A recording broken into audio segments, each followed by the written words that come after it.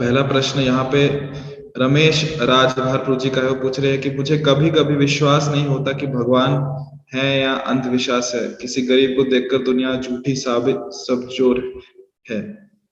उनके साथ अवश्य कुछ बुरा हुआ होगा जिसके कारण उन्हें ऐसा लग रहा है।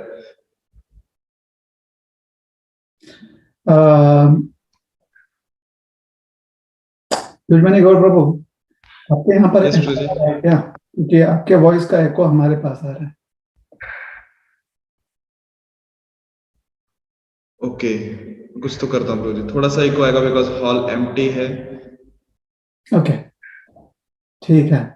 तो प्रश्न ये है कि कैसे विश्वास करें कि भगवान है या नहीं, और कभी कभी कुछ ऐसी घटनाएं होती हैं जिसकी वजह से मन खिन्न हो जाता है, यही प्रश्न है। जी, कि दुनिया में गरीबी को देखकर या फिर चोरों को देख के, जो झूठे कपट करते हैं उनको देखकर, या अंधविश्वास है कि सच में भगवान है।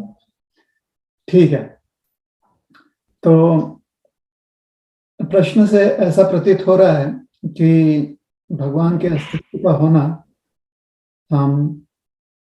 ये शायद हमारे आसपास जो कुछ समस्याएं हैं उससे जोड़ा जा रहा है। हम एक दूसरा दृष्टिकोण देना चाहते हैं कि हमारी वास्तविक समस्याएं क्या है, हम वास्तव में क्या चाहते हैं इस जीवन में, या हर जीव क्या चाहता है। तो हर जीव यही चाहता है कि उसके जीवन में कोई समस्या ना आए, लेकिन उससे अधिक वो यह चाहता है कि उसके जीवन में सुख आए, समृद्धि आए। प्रत्येक जीव की अभिलाषा होती है। हम अपने लिए और जिनके साथ भी हमारा संबंध है उनके लिए यही चाहते हैं। और अगर हमारी बुद्धिमत्ता जो है या हमारा हृदय इतना विशाल है तो हम यही चाहते हैं कि संपूर्ण जगत के लिए जो है सुख समृद्धि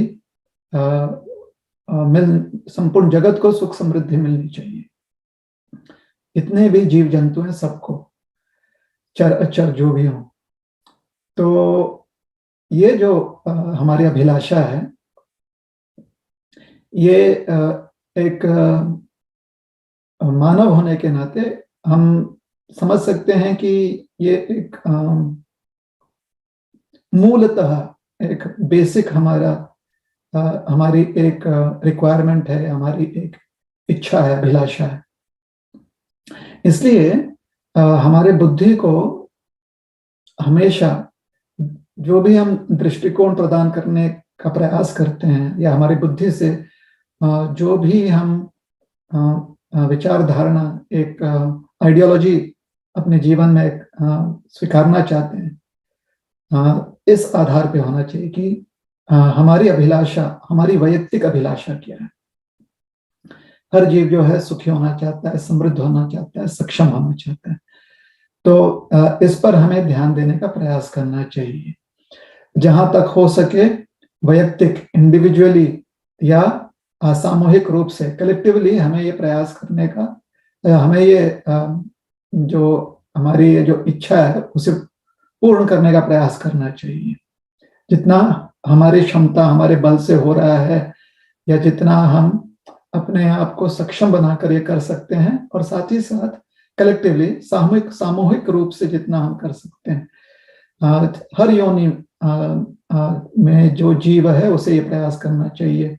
मानव योनि में तो प्रयास करना ही चाहिए, लेकिन हो सके तो अन्य जितनी भी योनियां हैं, अगर मिलजुल कर ये प्रयास कर सके तो अच्छी बात है कि मिलजुल कर हम सुख समृद्धि को प्राप्त करें। अंततः एक समस्या सभी की ये रह जाती है कि हम अनंत काल तक ये नहीं कर सकते, या इसे नित्य नहीं कर सकते, हमेशा नहीं कर सकते, किंतु हमें ये अनंत काल तक करने की अभिलाषा होती है।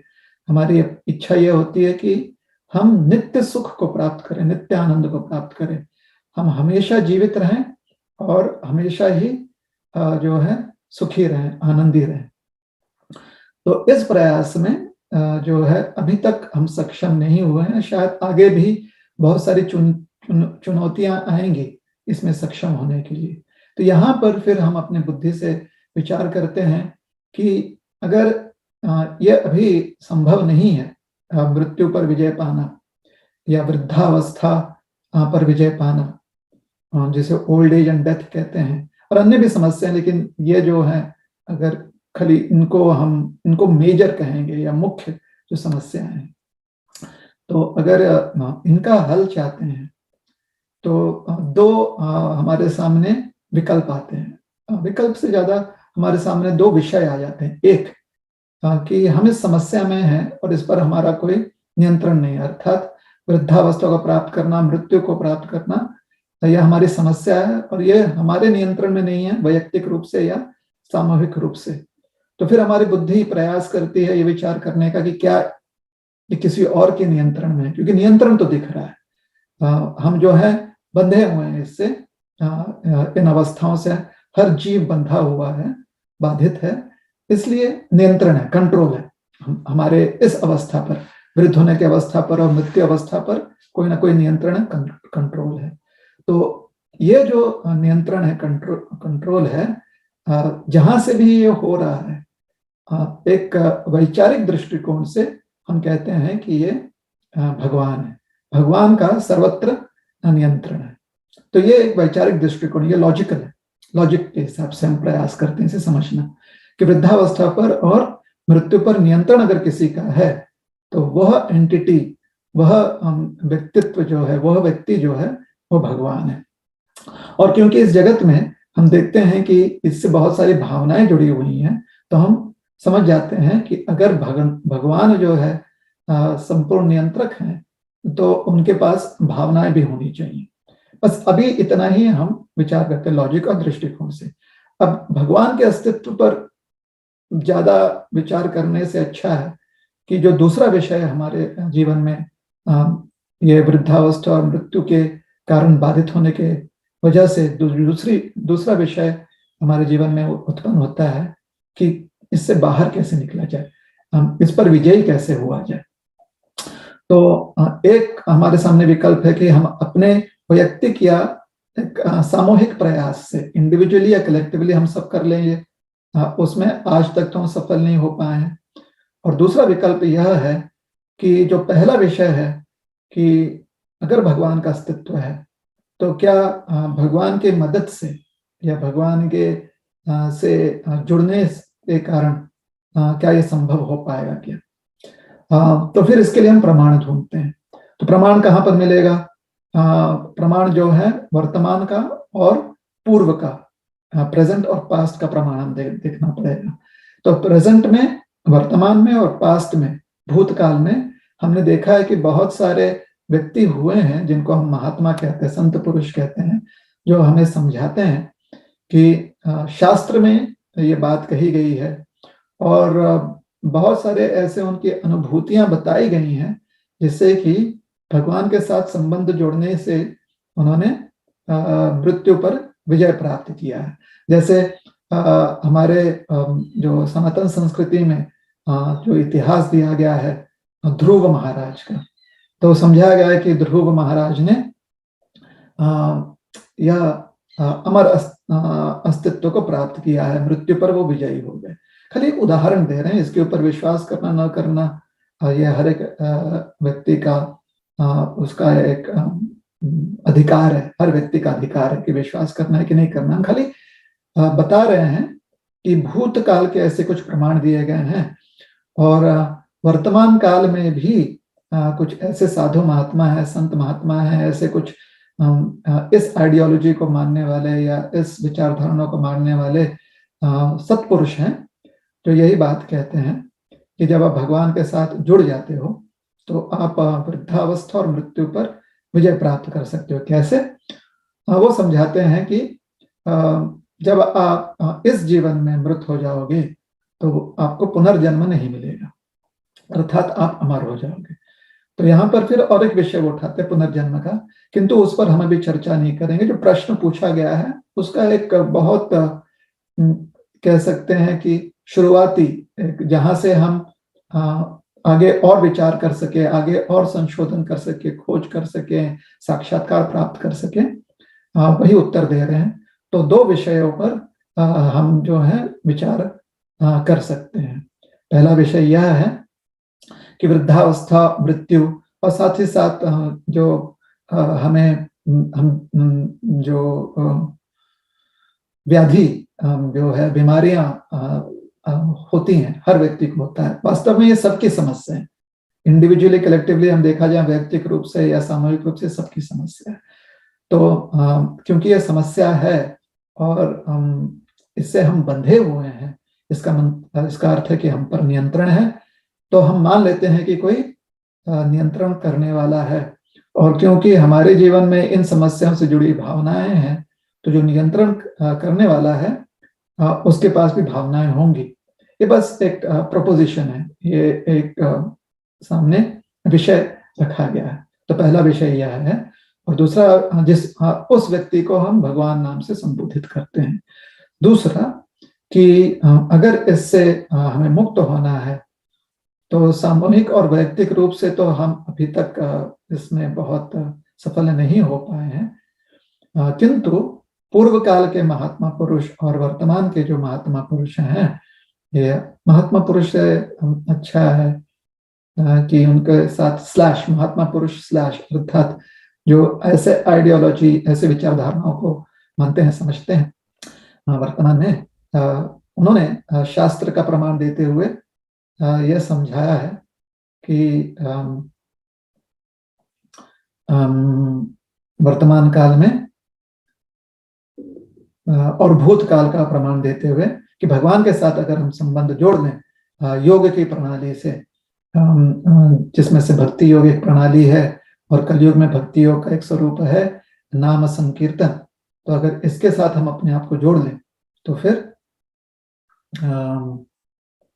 क्या होता है, इस पर हम विजयी हो सकते हैं, इन अवस्थाओं पर हम विजयी हो सकते हैं। इस जीवन के बाद पुनर्जन्म प्राप्त नहीं होगा।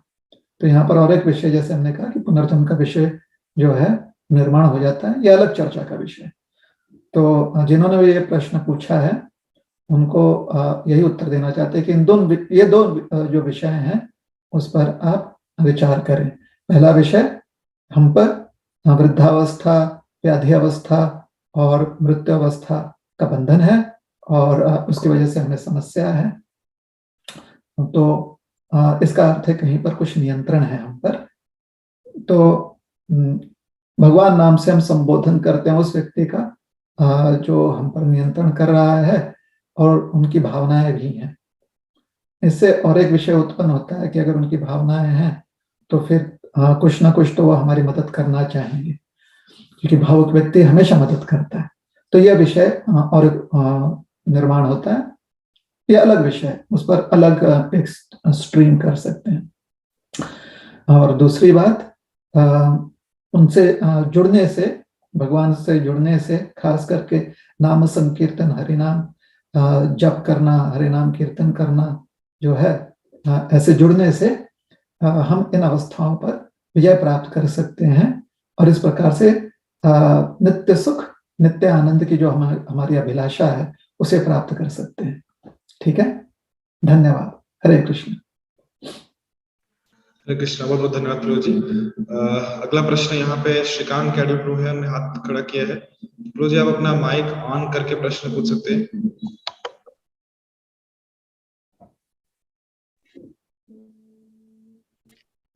हरे कृष्णा, दंडवत प्रणाम प्रभु जी। हरे कृष्णा। प्रभु जी, मैं प्रशांत बोल रहा हूँ, महेश्वरम दास। प्रभु जी, मेरा एक प्रश्न था कि अभी जैसे हमने सुना है कि जैसे पहले संस्कृत लैंग्वेज ही रहती थी और संस्कृत लैंग्वेज से फिर बाकी सारे सब लैंग्वेजेस ऐसे आए हैं ऐसे। तो अभी हम देखते हैं कि इतने सारे लैंग्वेजेस है, तो फिर उनका स्रोत कैसे, या फिर वो कैसे स्टार्ट हुए, या फिर पहले भी थे, तो उसके बारे में थोड़ा जानना। प्रश्न यह है कि हमने सुना है कि संस्कृत भाषा जो है ये प्राचीन है, अति प्राचीन है, और उसी से बाकी सारी भाषाएं जो हैं उत्पन्न हुई हैं, ये शायद उससे जुड़ी हुई हैं। तो ऐसा कैसा? पहले आप समझ जाएं कि भाषा का अर्थ क्या होता है। अगर हमें किसी से कुछ अपनी बात कहनी है तो सबसे आसान तरीका है ध्वनि। जो जिनके पास बोलने की क्षमता नहीं है वाक शक्ति नहीं है, तो फिर वो अलग प्रकार से प्रयास करते हैं, अपने हाथों से या संकेत भाषा के द्वारा, इशारों द्वारा वो अपनी बात कहने का प्रयास करते हैं। तो ये नहीं कह रहे हैं कि खाली जो ध्वनि है, जो बोलने की क्रिया है, जो वाक्य क्रिया है, उसी से हम अपनी बात समझा सकते हैं, लेकिन मुख्यतः सबसे आसान तरीका जो होता है वो है ध्वनि। आप जो हम अपने मुख से ध्वनि व्यक्त कर रहे हैं वो आपको समझ में आ जाए, तो इसके लिए हमें सेम पेज पे होना पड़ेगा। उस भाषा का वो जो ध्वनि है, वो जो शब्द है, उसका अर्थ आपको और हमें एक ही लगना चाहिए। तो जैसे अभी हम कुछ बोल रहे हैं तो आपको समझ में आ रहा है, तो ये हमारी भाषा जो है, इस भाषा को, इस ध्वनि को आप समझ सकते हो।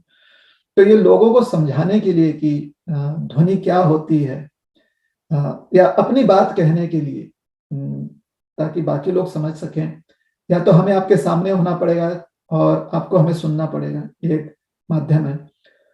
और बहुत पूर्व जो है ना, भूतकाल में और एक माध्यम ढूंढ लिया गया था, वह है स्क्रिप्ट का, लिपि जिसे कहते हैं, कि जो भी हम शब्द व्यक्त करते हैं या जो भी हम साउंड व्यक्त करते हैं उसको एक फॉर्म दे, ताकि वो लिखित रूप से वो व्यक्त किया जाए। तो सिंबल्स के रूप में उसे व्यक्त किया गया, एक फॉर्म दिया गया। उदाहरण के लिए जो हम भाषा अभी प्रयोग कर रहे हैं उसमें एक लिपि है जिसको हम देवनागरी लिपि कहते हैं। उसमें अ का एक स्वरूप होता है, आ का एक स्वरूप होता है, च का एक स्वरूप होता है, य का एक स्वरूप होता है। तो ये स्वरूप दिखाया जाता है, और फिर सामूहिक रूप से हम सब ने अभी के लिए स्वीकारा है कि ये जो य का स्वरूप है, ये सब लोग इसी स्वरूप को इस ध्वनि के साथ जोड़ेंगे। तो ऐसे लोग अक्षर समझते हैं कि अक्षर से शब्द बनता है, शब्दों का अर्थ निकलता है, और जब वो किसी चीज के साथ, किसी वस्तु के साथ जोड़ दिया जाता है। जैसे अक्षर है नीर, तो उसको जोड़ दिया जाता है, जो तरल पदार्थ नदियों में या सरोवरों में या हमारे ग्लास में भरा जाता है या बहता है, मतलब पानी के साथ उसे जोड़ दिया जाता है।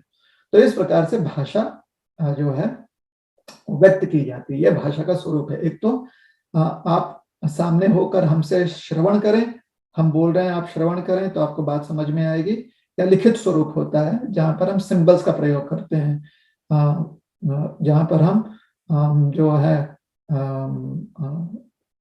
क्या कहेंगे उसके, एक स्वरूप, शब्द स्वरूप उसे देते हैं, अक्षर स्वरूप उसे देते हैं, तो उसे कहा जाता है, ऐसे भाषा व्यक्त की जाती है। तो प्राचीन काल से एक ऐसे ध्वनि व्यक्त करने की एक परंपरा शुरू की गई थी प्राचीन काल से, जो इतना योग्य माना गया था कि किसी प्रकार से उस प्रणाली में वो जो प्रोसेस था भाषा की या लैंग्वेज की, वो जो प्रणाली थी, वो जो प्रोसेस था, उसमें बहुत कम या नहीं के बराबर समस्याएं हो रही थी। जब भी कोई चीज समझानी होती थी तो वो जो समझ है, वो जो कॉन्सेप्ट है, वो जो एक थियरी है या वो जो एक प्रोसेस है, वो उसका कोई और अर्थ नहीं निकल पा रहा था। बहुत कम हो रहा था कि गलती हो सके समझने में।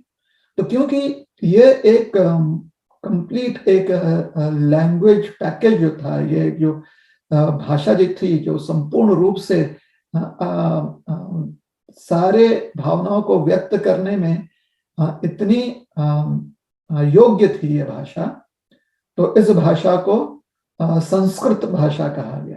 संस्कृत अर्थात जो सारे कृतियों को बहुत योग्य रूप से और व्यापक रूप से और बहुत आसान रूप से व्यक्त कर पाए।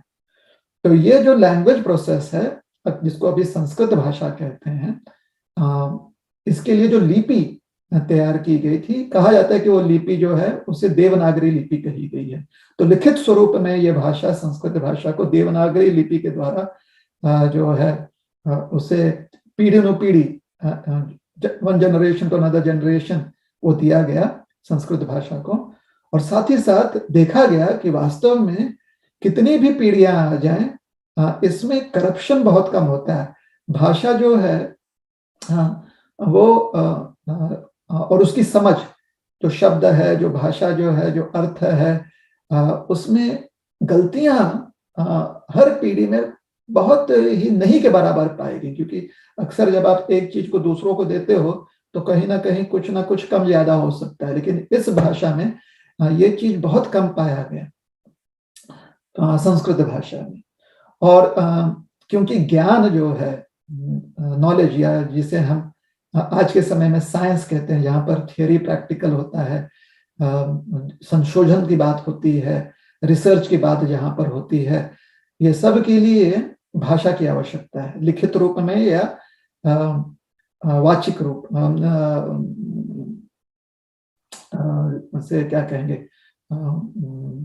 या तो रिटन फॉर्म में या फिर साउंड फॉर्म में, शाब्दिक रूप में, लिखित रूप में या शाब्दिक रूप में एक भाषा की आवश्यकता है, जिससे कि हम रिसर्च अच्छे से कर सकें, संशोधन अच्छे से कर सकें, और जिसमें जिसका इंटरप्रिटेशन जो है, जिसका जहाँ पर भी एक उसका अर्थ समझने का प्रयास किया जाए तो करप्शन, उसमें गलतियां बहुत कम से कम हो। तो आज भी संस्कृत भाषा में कहा जाता है कि ये जो है ना, इसमें अर्थवाद जब होता है, समझने की बात जब होती है, तो बहुत गलतियां, एक व्यक्ति से दूसरे व्यक्ति तक जब बात समझाई जाती है, एक पीढ़ी से दूसरी पीढ़ी तक जब बात समझाई जाती है, तो गलतियां बहुत कम होती हैं, नहीं के बराबर गलतियां होती हैं। तो इसलिए इस भाषा को संस्कृत नाम दिया गया। संस्कृत शब्द का अर्थ होता है जो बहुत ही एक विशेश कृति, विशेश कार्य कर लेती है, या सम्यक कार्य, सारे कार्य जो संभव कराने में मदद करती है, वो भाषा जो है संस्कृत भाषा है। बाकी जितने भी भाषाएं आए हैं उनको प्राकृत कहा गया। प्राकृत अर्थात सामान्य बोलचाल में हम ऐसी भाषा का प्रयोग कर सकते हैं जिसका अर्थ सिर्फ हमारे तक ही सीमित रहे, मतलब हमारे समाज तक या हमारे गली में, है ना।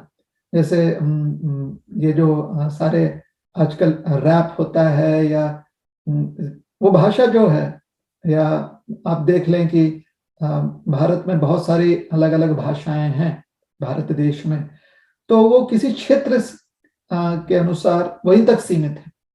महाराष्ट्र में जैसे हम कहते हैं मराठी है, या गुजरात में हम कहते हैं गुजराती है मुख्यतः। वैसे तो गुजराती के भी बहुत सारे अलग अलग और डायलेक्ट्स हैं, जैसे मराठी के बहुत सारे अलग डायलेक्ट्स हैं। तो ऐसे तो ये सब जो है सनातन जो हमारी संस्कृति है उसके अनुसार इसे प्राकृत भाषा कहा जाता है। एक संस्कृत भाषा, एक प्राकृत भाषा है। तो प्राकृत भाषा जो है वो आपके समाज में या आपके परिवार के अनुसार या आपके क्षेत्र के अनुसार वो बदल सकता है, लेकिन संस्कृत भाषा जहां पर भी है उसका अर्थ कभी भी करप्टेड नहीं होता, उसका अर्थ एक ही निकलता है। जैसे आज भी संस्कृत भाषा में अगर आप जल कहते हैं या पृथ्वी कहते हैं तो उसका अर्थ वही निकलता है, लेकिन आज अगर आप हिंदी में कोई शब्द कहते हो तो उसका अर्थ पूर्व काल में एक हो सकता था और आज के समय अलग हो सकता है, उसका अर्थ बदल जाता है। या अंग्रेजी में होता है, जैसे हम एक बार जब लंदन गए थे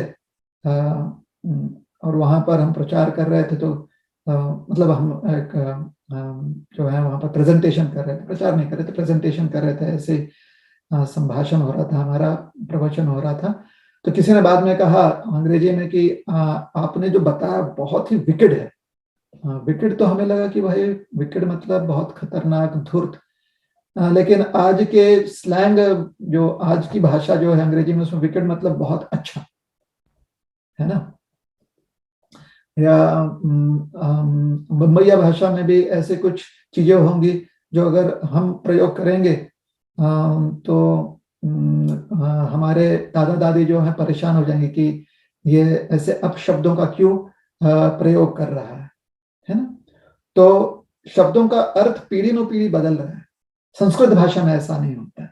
संस्कृत भाषा में आज तक शब्दों का अर्थ बदला नहीं है, और इसलिए ज्ञान का जहां पर भी आपको अपने थियरी को या आपको अपने जो भी आपका कंक्लूजन है, जो भी आपका संशोधन है, जो भी आपके साक्षात्कार है वो बताना है, तो संस्कृत भाषा में बताने से 10 पीढ़ी बाद भी या 5 देश अलग भी जो हो जाए आज, या हमारे देश के अलावा, हमारे राष्ट्र के अलावा किसी और राष्ट्र में अगर कोई संस्कृत जानता है तो उसका अर्थ आज भी वो निकलेगा जो 1000 वर्ष पूर्व निकला था और 1000 वर्ष बाद में निकलेगा। तो यह अंतर है संस्कृत भाषा में और प्राकृत भाषा में। अब प्राकृत भाषा के शब्द कहाँ से आएंगे? तो क्योंकि देवनागरी लिपि व्यापक रूप से, मतलब बहुत ही कंप्लीट फॉर्म में संस्कृत भाषा के लिए प्रयोग किया गया है, तो बहुत सारे सिंबल्स वहीं से लिए जा सकते हैं, और शायद ऐसा कहा जाता है कि वहीं से उन अक्षरों को लिया गया है और फिर अक्षरों को थोड़ा बहुत बदल दिया गया है, थोड़ा बहुत उसका उसमें कुछ जोड़कर घटाकर उसको अलग स्वरूप दिया गया है।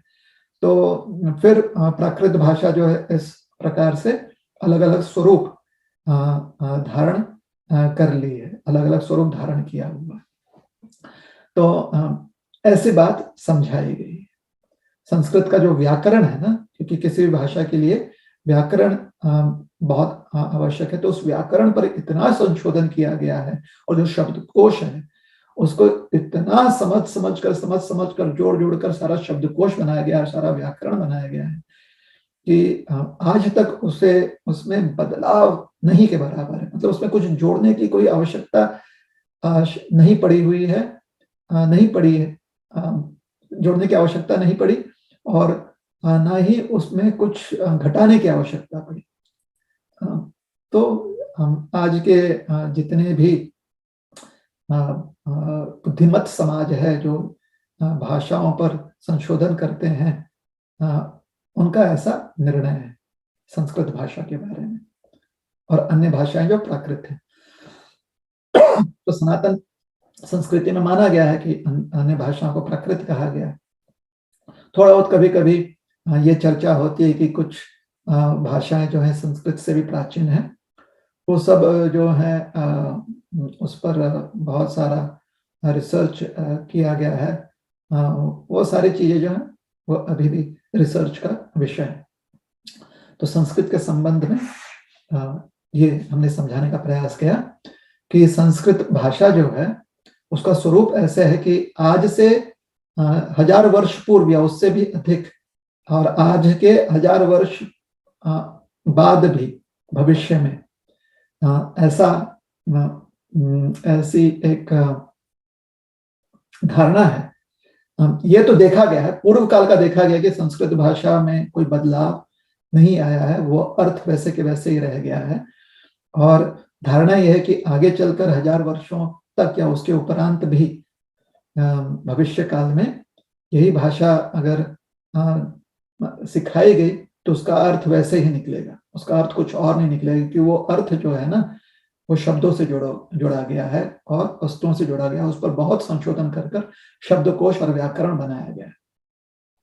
तो बहुत ही विशाल स्वरूप है संस्कृत भाषा का, इसलिए उसे संस्कृत सम्यक रूपेण कृति जो है, जो हर कार्य के लिए योग्य है, हर आपके विचार के लिए एक योग्य स्वरूप प्रदान करती है भाषा के रूप में, वो है संस्कृत भाषा। और बाकी जितनी भी भाषा हैं जो हमारे क्षेत्र के अनुसार या हमारे समाज के अनुसार या हमारे परिवार के अनुसार जो हम प्रयोग करते हैं ताकि परिवार के लोग उसको समझ लें या समाज में लोग उसे समझ लें या क्षेत्र में लोग उसे समझ लें अर्थ, वो सारी भाषाएं प्राकृत होती हैं। तो हमारे भारत में तो हम जानते हैं संस्कृत और प्राकृत स्वरूप, तो भारत के बाहर जितनी भी भाषा है उनका क्या है, तो हमारे दृष्टिकोण से वो सब प्राकृत स्वरूप हैं। हालांकि उनकी लिपियां जो हैं देवनागरी लिपि से अलग हो सकती हैं। प्राकृत क्यों है? क्योंकि कालांतर में उनके अर्थ में बदलाव आया है। संस्कृत भाषा में कालांतर में बदलाव नहीं आया, उनके व्याकरण में बदलाव आया। प्राकृत भाषा में व्याकरण में बदलाव आ सकता है और अर्थ में बदलाव आ सकता है, तो इसलिए उसे प्राकृत भाषा कहते हैं। किंतु उसका प्रयोग है। प्राकृत भाषा जो है ऐसे नहीं कि गौण है या नीची भाषा है, ये जो ऐसा भेद करते हैं लोग, ये गलत बात है, ऐसा नहीं करना चाहिए। प्राकृत भाषा में समस्या खाली ये है कि 4 पीढ़ी पूर्व, आज से चार पीढ़ी पहले, मतलब आज से 300 साल पहले जो भाषा बोली गई है, अगर लिखित स्वरूप में भी है तो आज उसका अर्थ समझना थोड़ा सा कठिन हो जाता है, क्योंकि आज वही शब्दों का या उन्हीं विचारों का एक अलग अर्थ निकल सकता है। तो ये संस्कृत भाषा के संदर्भ में बात, प्राकृत भाषा के संदर्भ में बात है कि आज से 4 पीढ़ी पूर्व, आज से 300-400 साल पूर्व जो स्वरूप था प्राकृत भाषा का और आज जो स्वरूप है प्राकृत भाषा का, वो अलग हो सकता है। तो ये बात हो गई संस्कृत भाषा की, प्राकृत भाषा की जो समस्या है। तो खाली इतनी समस्या प्राकृत भाषा में, अन्यथा प्राकृत भाषा का बहुत प्रयोग है हमारे दैनंदिन जीवन में। संस्कृत भाषा का प्रयोग कहाँ पर है? अगर जहां पर भी रिसर्च की बात आती है, जहां पर भी ज्ञान जैसे एक वैज्ञानिक रूप से, मतलब एक वैचारिक रूप से, एक थियोलॉजी के रूप में या एक कॉन्सेप्ट के रूप में ज्ञान का पीढ़ी न पीढ़ी उसको संभाल के रखना है, तो वहां पर संस्कृत भाषा का प्रयोग अति योग्य है, क्योंकि उस भाषा में व्याकरण और शब्दार्थ का अंतर कभी नहीं आता, कभी बदलाव नहीं आता है। ठीक है, हरे कृष्ण।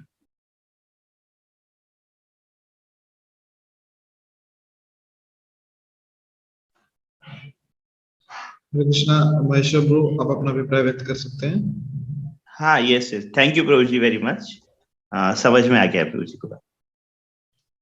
हरे कृष्ण। हरे कृष्णा।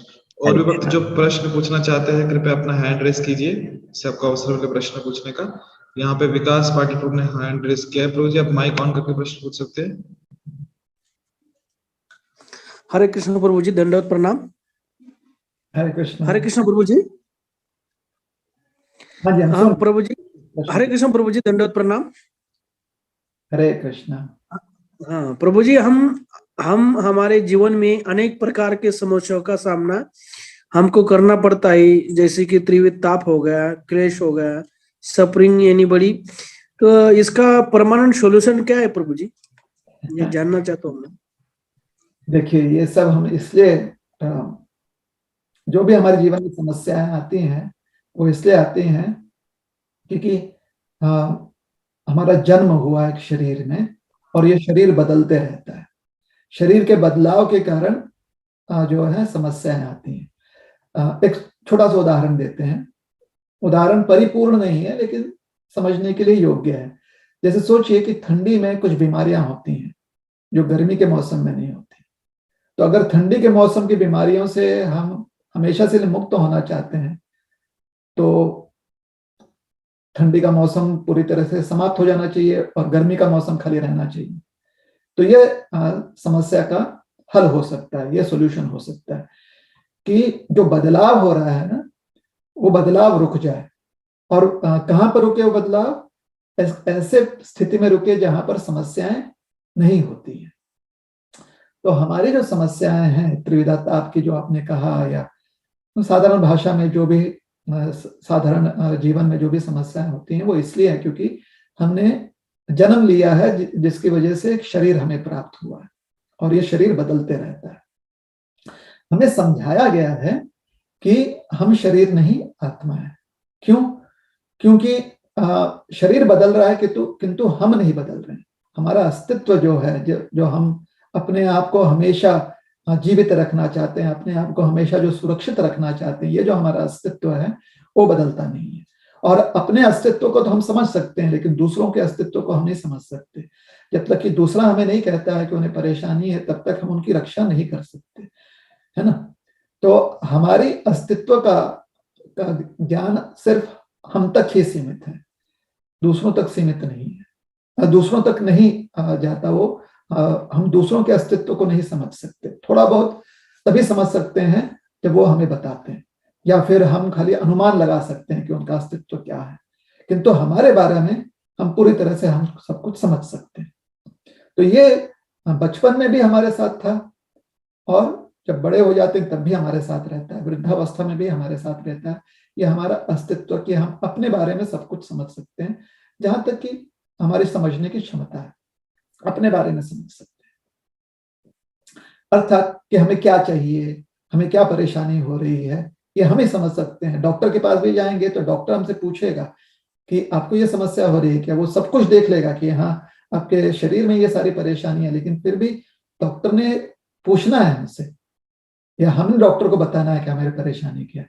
नहीं तो डॉक्टर घर घर जाकर नहीं पूछने वाला है कि चलिए सबका हम टेस्ट करते हैं क्योंकि हमें देखना है क्या परेशान हो कि नहीं, है ना। तो हमें परेशानी हमें पता चलती है और हम जो है डॉक्टर के पास जाते हैं, या हमारे परेशानी जब देखते हैं कोई तो हमें डॉक्टर के पास लेकर जाते हैं, है ना। अगर हम नहीं बता सके और कोई और देख लेता है तो फिर वो डॉक्टर के पास हमें ले जा सकता है। तो ये भी एक उदाहरण खाली समझाने के लिए कि हमारा अस्तित्व जो है हम हमेशा से जान सकते हैं, हमसे अच्छा कोई और नहीं जान सकता इस संसार में, भगवान को छोड़कर। तो भगवान का यहाँ पर विषय हम ला नहीं रहे, सिर्फ अपनी बात करें तो अपना अस्तित्व। तो हमारे ये अस्तित्व जो है ये नित्य रहता है, किंतु शरीर बदल रहा है। बदलाव के कारण समस्याएं आती हैं, जैसे सर्दी की समस्याएं अलग होती हैं, गर्मी की समस्याएं अलग होती हैं, तो बदलाव के कारण समस्याएं आती हैं। तो अगर हमें अपना ये समस्या समाप्त करनी है तो फिर क्या होना चाहिए, हमें एक ऐसा जन्म लेना पड़ेगा जहां पर जन्म लेते हुए शरीर प्राप्त नहीं होता, है ना। ये बात समझने की बहुत आवश्यकता है। यहाँ पर कुछ लोग गलत ना समझे कि शरीर के कारण समस्या नहीं, जन्म के कारण समस्या। क्यों? क्योंकि हमने ऐसा जन्म लिया है जहां पर हमें शरीर प्राप्त है जो बदलते रहता है। तो अब एक ऐसा जन्म होना चाहिए जहां पर हमें न बदलता हुआ कोई अस्तित्व प्राप्त हो, ऐसा जन्म हमें लेना चाहिए।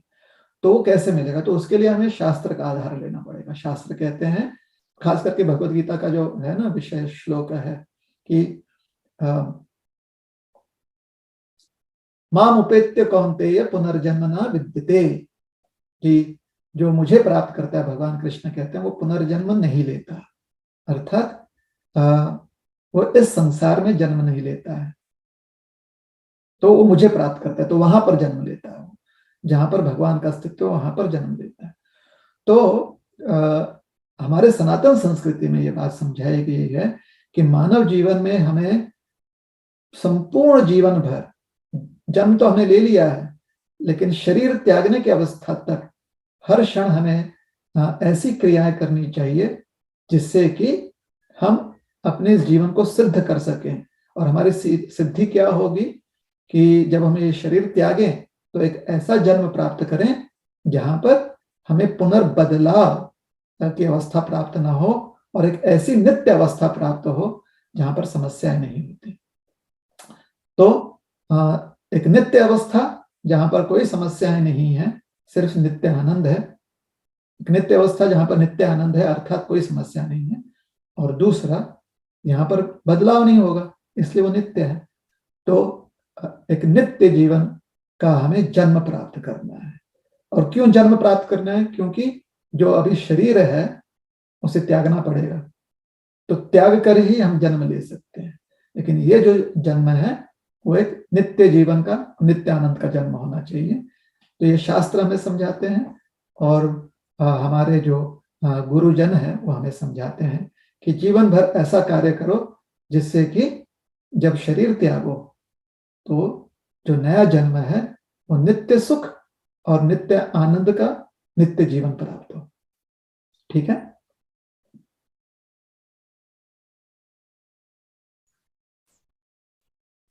हरे कृष्ण विकास जी।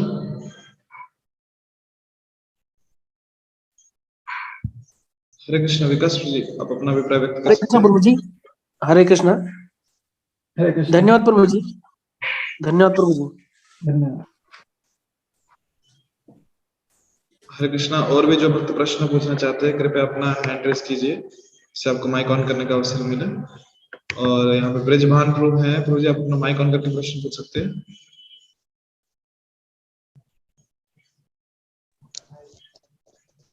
हरे कृष्णा प्रभु जी, दंडवत प्रणाम।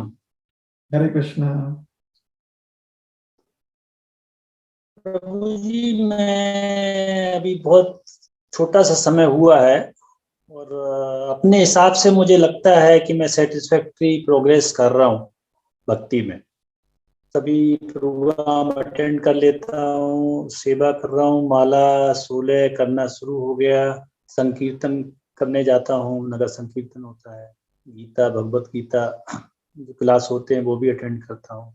मेरी एक समस्या, अभी मैं मित्रों को घर पे बुलाया, संकीर्तन किया, तो वहाँ कुछ उनके प्रश्न जो होते हैं उनके हम जवाब नहीं दे पाते। हो सकता है कि मेरी अक्षमता है, अभी मैं उतना ज्ञानी नहीं हूँ, जानकारी नहीं है, और उनके प्रश्न ऐसे हैं जो मन में डाउट पैदा कर देते हैं। जैसे अब मंदिर इतना बड़ा क्या जरूरत है बनाने की, या पैसे वालों को ज्यादा इम्पोर्टेंस देते हैं, इतने पैसे के हिसाब से कैटेगरी बना के अभिषेक या पूजा का काम करते हैं। खाना खिलाने में अलग तरह के लोगों के लिए, बड़े लोगों के लिए अलग इंतजाम है, जनरल के लिए अलग इंतजाम है। तो एक तरह की मार्केटिंग ही है, तो दूसरों से कैसे ये भिन्न है। तो इस तरह के बहुत सारे प्रश्न हैं जो हमें भी शंका पैदा करते हैं और हम जवाब नहीं दे पाते। इसके लिए कुछ मार्गदर्शन करें जिससे हमारी भक्ति और दृढ़ हो। तो आपका प्रश्न यह है कि कभी कभी कुछ लोग जो हैं पूछते हैं कि आपके भी जो भी मंदिर है, संस्था है, वहां पर भी तो कुछ त्रुटियां हैं, कमियां हैं, और ऐसा होना नहीं चाहिए। तो क्या करें, कैसे हम जो है इसका कुछ समाधान ढूंढ पाए, यही प्रश्न है ना आपका?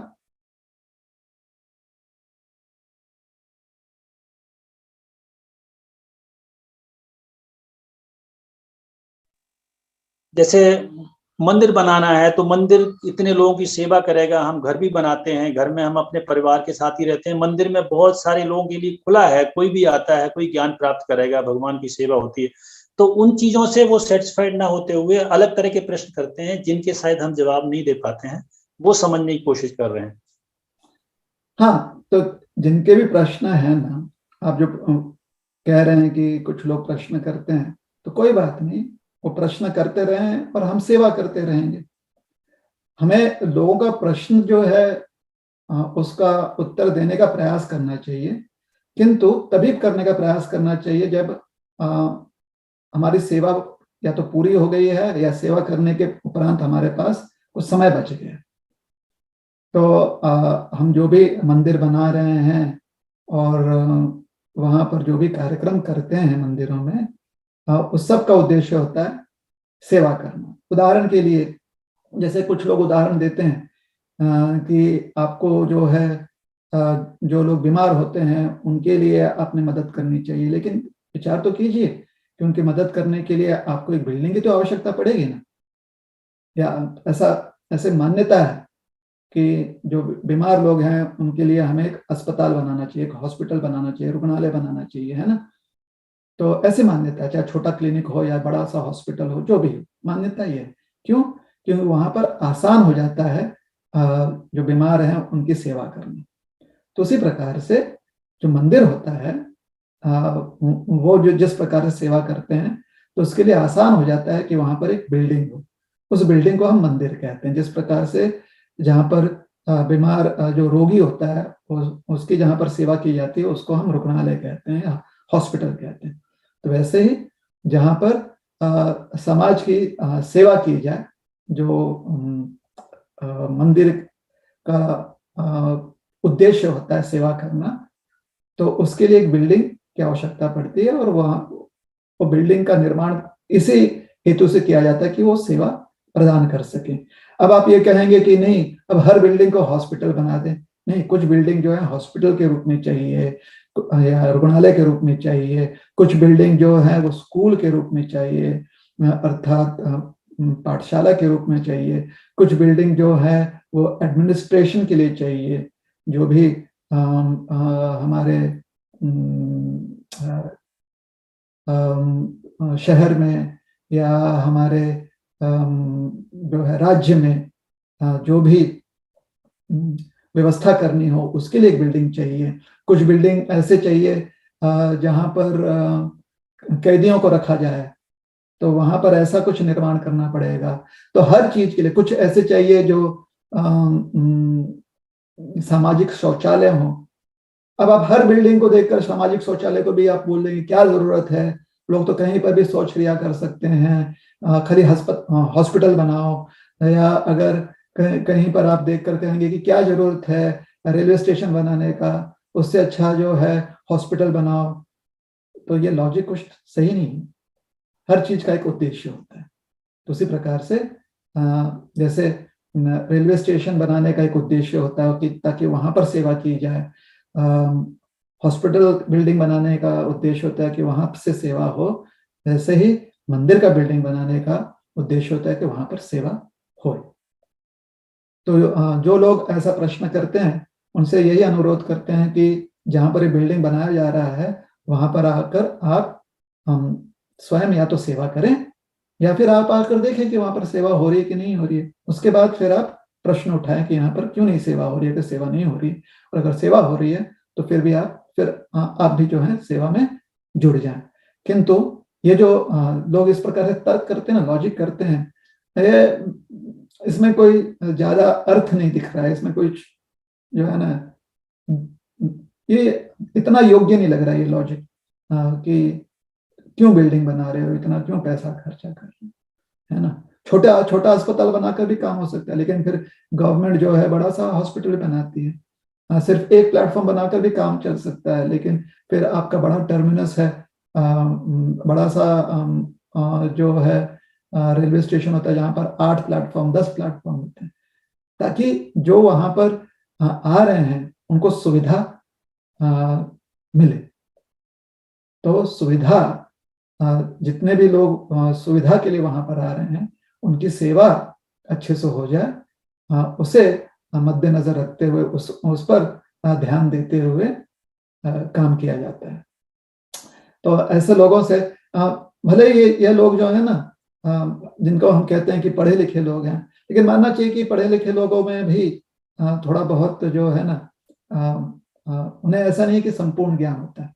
जैसे अगर कोई व्यक्ति साइंस में पढ़ा लिखा है और कोई कॉमर्स में पढ़ा लिखा है, तो साइंस में पढ़ा हुआ व्यक्ति जो है वो कॉमर्स में तो उसको ज्यादा कुछ ज्ञान नहीं होगा, कॉमर्स में पढ़ा हुआ व्यक्ति साइंस का ज्यादा ज्ञान नहीं होगा, थोड़ा बहुत हो सकता है, ज्यादा नहीं हो सकता है। जैसे साइंस के व्यक्ति को कॉमर्स में जिसने बहुत पढ़ा लिखा है उसे सम्मान देना चाहिए, उसका रिस्पेक्ट करना चाहिए। उसी प्रकार से अगर आपने मंदिर का जो उद्देश्य है, जो कार्य है, उसमें अगर आपको ज्यादा ज्ञान नहीं है तो हमारा अनुरोध यही है कि आप ज्ञान प्राप्त करें, और ज्ञान प्राप्त करने के बाद परीक्षक के रूप में आप आना चाहते हैं, देखना चाहते हैं कि वहां पर सेवा हो रही कि नहीं हो रही, तो आइए। या फिर एक सेवक के रूप में वहां पर आना चाहते हैं तो अपना योगदान जरूर दीजिए। ठीक है,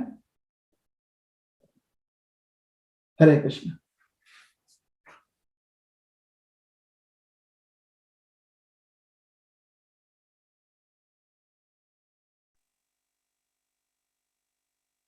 हरे कृष्णा प्रभु। अच्छा है, जब आप मेरा भी तैयारी हो रही है मेरी भी। धन्यवाद। हरे कृष्ण, धन्यवाद। कृष्णा, और भी जो भक्त प्रश्न पूछना चाहते हैं अपना हैंड रेस कीजिए। विकास पाटिल प्रभु ने हैंड रेस किया है, तो उससे पहले राकेश प्रभु भी है, तो राकेश प्रभु आप अपना प्रश्न पूछिए, उसके बाद विकास पाटिल प्रभु आप पूछना। अपना माइक ऑन कर सकते हैं आप। जी हरे कृष्णा प्रभु जी। मेरे 2 प्रश्न हैं। पहला प्रश्न ये है कि भगवत गीता में जैसे अर्जुन जी जब भी प्रश्न पूछ रहे तब अर्जुन उवाच करके श्लोक आ जाता है। लेकिन वही जब श्री कृष्ण जी बोलते हैं तब भगवान उवाच आता है, तो वैसा क्यों है? और दूसरा प्रश्न ये है कि जैसे कि अभी हम भौतिक संसार में हैं, तो जैसे ही किसी को आध्यात्मिक संसार में प्राप्ति मिल जाती है, शरीर मिल जाता है, तो वहाँ पे आध्यात्मिक कर्म है क्या उस संसार में? और अगर है तो वो कैसे कर्म है? दो प्रश्न है कि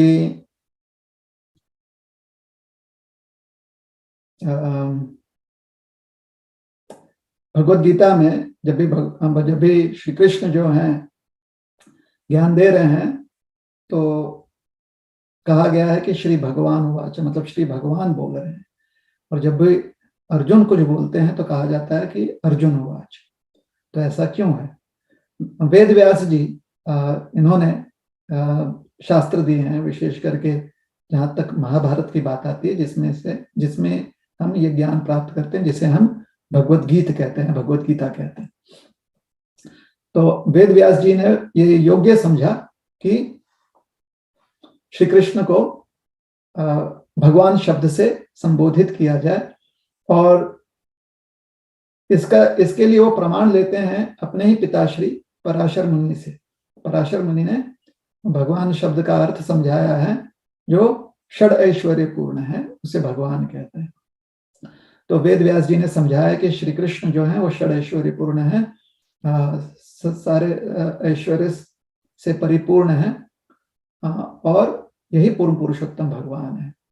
तो जैसे कभी कभी हम भी देखते हैं ना कि सामान्य भाषा में अगर कोई व्यक्ति आता है, तो उसको संबोधन करने का जो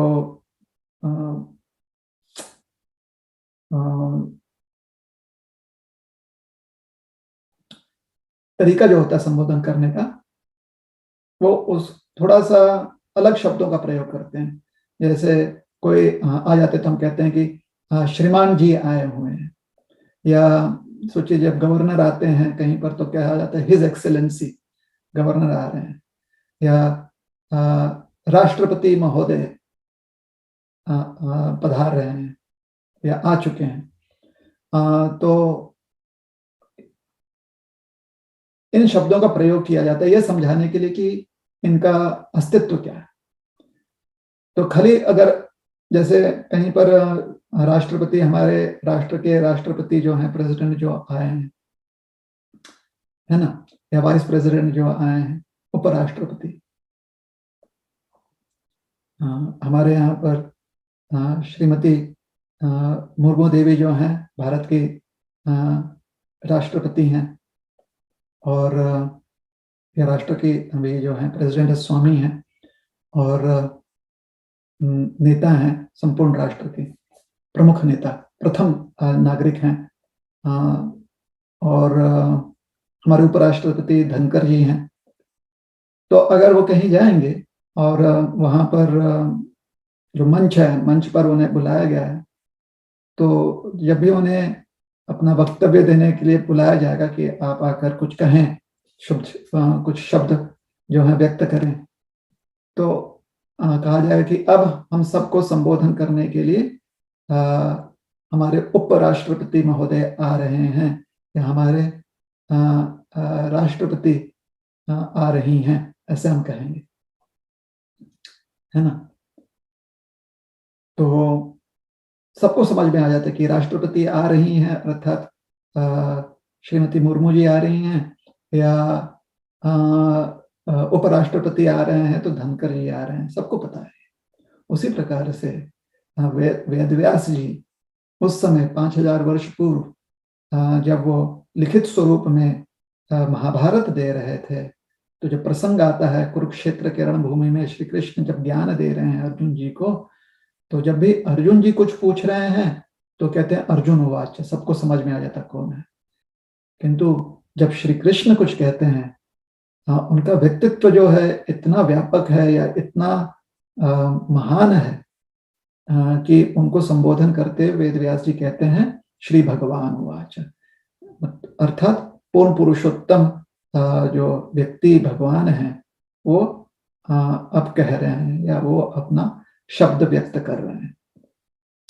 तो यह कारण है कि वेद व्यास जी जो हैं उन्हें श्री भगवान उवाच इन शब्दों से उनकी जो भी व्याख्या है, उनके जो भी शब्द हैं वो व्यक्त कर रहे हैं कि अब भगवान ये हमें वाणी प्रदान कर रहे हैं, ज्ञान दे रहे हैं।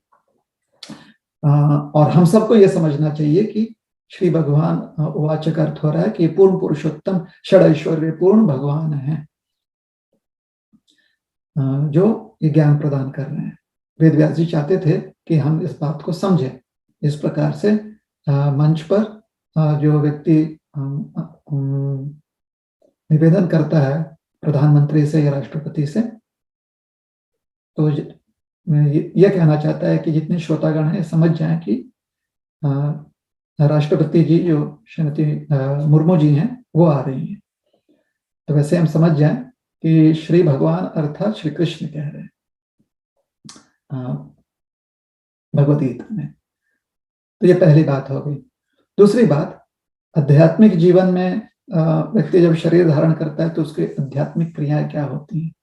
सबसे पहली चीज, जब हम पूर्व प्रश्न का उत्तर देते हुए भी समझा रहे थे, जब भी हम ये विषय समझाने का प्रयास करते हैं तो हम कहते हैं कि पुनर्जन्म जब प्राप्त होता है तो हमें एक ऐसा जीवन प्राप्त होता है जहां पर हमें एक अस्तित्व मिलता है जो बदलता है। हम ये नहीं कहते हैं कि हमें एक शरीर मिलता है जो बदलता है, क्योंकि शरीर शब्द का अर्थ ही ये होता है जो सरकता है, जो बदलता है, उसे शरीर कहते हैं।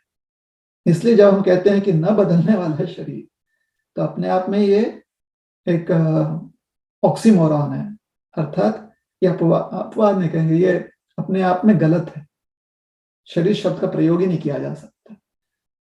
तो हमें एक ऐसा अस्तित्व मिलता है, ऐसा एग्जिस्टेंस मिलता है जो नित्य है। तो उसे क्या कहते हैं? उसे कहते हैं आत्म। हम अपने आत्म में स्थित हो जाते हैं, अर्थात जो हमारा नित्य अवस्था है उसमें स्थित हो जाते हैं। हमें कुछ धारण करने की आवश्यकता नहीं है ना। तो जैसे एक बच्चा जब जन्म लेता है तो कपड़ों के साथ जन्म नहीं लेता है ना। तो हम ये नहीं कहते हैं कि वो किन कपड़ों के साथ जन्म लिया, नहीं कहते। वो सिर्फ जन्म ले रहा है, बाद में उसे कपड़े पहनाया जाता है। तो उसी प्रकार से जब मानव जीवन में हम सारी क्रियाएं ऐसे कर लें कि हमें सिद्धि प्राप्त हो जाए, कि पुनः जब जन्म प्राप्त हो इस जीवन के उपरांत, जब शरीर त्याग दें हम और फिर नई अवस्था प्राप्त हो, तो एक शरीर न मिलते हुए हमारी नित्य अवस्था को हम प्राप्त करें। और ये नित्य अवस्था कभी बदलती नहीं, उसको आत्म अवस्था कहते हैं। तो हम अपने आत्म अवस्था में स्थित हो जाते हैं। तो ये जानना बहुत आवश्यक है। आध्यात्मिक जीवन में हमें अपनी आत्म अवस्था प्राप्त होती है, ना कि एक आध्यात्मिक शरीर। आध्यात्मिक शरीर कुछ नहीं होता है, हम अपने आत्म अवस्था को प्राप्त करते हैं जो अपने आप में आध्यात्मिक है। तो अपने आत्म अवस्था में हमारी क्रिया क्या है? तो जो गौड़ीय वैष्णव परंपरा है, जिसमें जिसके सिद्धांत को इस्कॉन अंतर्राष्ट्रीय कृष्ण भावनामृत संघ जो है मानता है, उसके सारे अनुयायी जिसको मानते हैं, जो हमारी परंपरा है गौड़ीय वैष्णव परंपरा, तो उसमें एक शास्त्र है हमारे गौड़ीय वैष्णव परंपरा में जिसे चैतन्य चरितामृत कहा जाता है। वहां पर एक सिद्धांत समझाया गया, जीवेर स्वरूप हो कृष्णेर नित्यदास। जो जीव का स्वरूप है वो भगवान कृष्ण का नित्य दास है, वो हमेशा से भगवान कृष्ण की सेवा करता है। तो आत्मावस्था में इस सिद्धांत के अनुसार अपने आत्मावस्था में हम नित्य सेवा करते हैं भगवान की, वह हमारा आध्यात्मिक कार्य होता है। अब नित्य सेवा क्या हो सकती है? तो उसके लिए श्रीमद् भागवत में श्री प्रहलाद महाराज जो है हमें समझाते हैं कि यह नित्य सेवा क्या हो सकती है। श्रवण, कीर्तन, स्मरण, वंदन, दास्य, अर्चन, ये सारे जो नवधा भक्ति की प्रणाली है वही नित्य सेवा भी। उसमें हम या तो सेवा के रूप में श्रवण करते हैं, जैसे हम देखते हैं कि कृष्ण लीला में या राम लीला में श्रवण किया जाता है। क्या श्रवण कर रहे हैं? माता यशोदा जो है श्रवण कर रही है कृष्ण के जो क्रियाएं हैं उसके बारे में। कौशल्या माता, दशरथ महाराज श्रवण कर रहे हैं। राम जी जो लीला कर रहे हैं उसके बारे में। कहाँ से श्रवण करते हैं? महल के जो लोग हैं उनसे श्रवण करते हैं। तो ये श्रवण क्रिया होगी। फिर कीर्तन क्रिया, अब वही लोग जो है कीर्तन भी कर सकते हैं। फिर मनन क्रिया, वही लोग जो है मनन भी कर सकते हैं। महल के लोग, महल के बाहर के लोग जब कभी महल में आते हैं बाहर से, नंद बाबा के यहाँ कोई आता है या महाराज दशरथ के यहाँ कोई आता है, जनक महाराज के यहाँ कोई आता है, वृषभान महाराज के यहाँ कोई आता है, तो वहां पर वो श्रवण करते हैं कि श्रीमती राधिका ने क्या किया या जानकी जी ने क्या किया। या फिर हनुमान जी कहीं जाते हैं तो वो कीर्तन करते हैं और जो श्रोतागण है वो श्रवण करते हैं। ये जहां पर भी रामलीला होती है वहां पर हनुमान जी श्रवण करते हैं। ये रामलीला तो नित्य जो है दिव्य जगत में भी होती रहती है कि भगवान राम जो है बहुत सारी लीलाएं करते हैं, उसकी व्याख्या लोग करते रहते हैं कि आज देखो प्रभु रामचंद्र जी ने साकेत में ये किया, साकेत धाम में वो किया, आज जो है नंदलाला ने गोलोक धाम में ये किया वो किया, या नंद बाबा के महल में ये किया, ऐसा काम किया वैसा काम किया। तो ये कीर्तन हो जाता है। उसी प्रकार से मनन करते हैं। जब भगवान श्री कृष्ण वन में चले जाते हैं और कोई नहीं है, कोई ना तो बोल रहा है ना तो कोई सुन रहा है, तो यशोदा मैया बैठ के मनन करते रहती है कि मेरा लाला क्या करता होगा। कौशल्या मैया मनन करते रहती है कि राम लल्ला क्या करते होंगे। तो ये जो नवधा भक्ति की प्रणाली है, इसमें से कोई एक प्रणाली या इसमें से एक से अधिक प्रणाली या सारे प्रणालियां जो है अपनाते हुए आध्यात्मिक जगत में अपनी आत्म अवस्था में स्थित जीव जो है भगवान की सेवा करता है। हरे कृष्ण। ठीक है।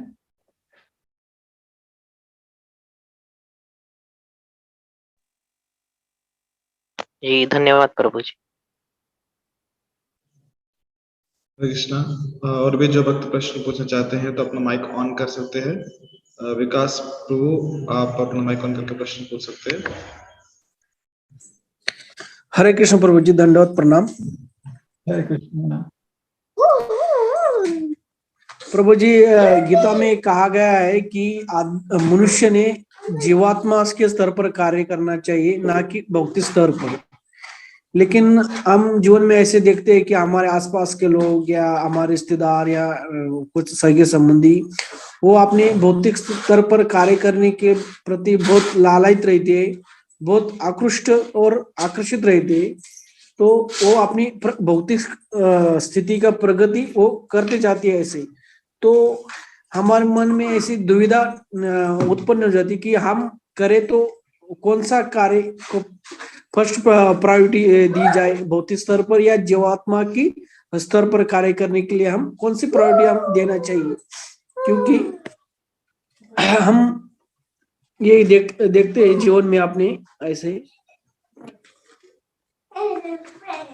तो जीवात्मा के स्तर पर कार्य करने के लिए कौन से कार्य अनिवार्य है और कौन से कार्य अपने जीवन में करने चाहिए। चलिए,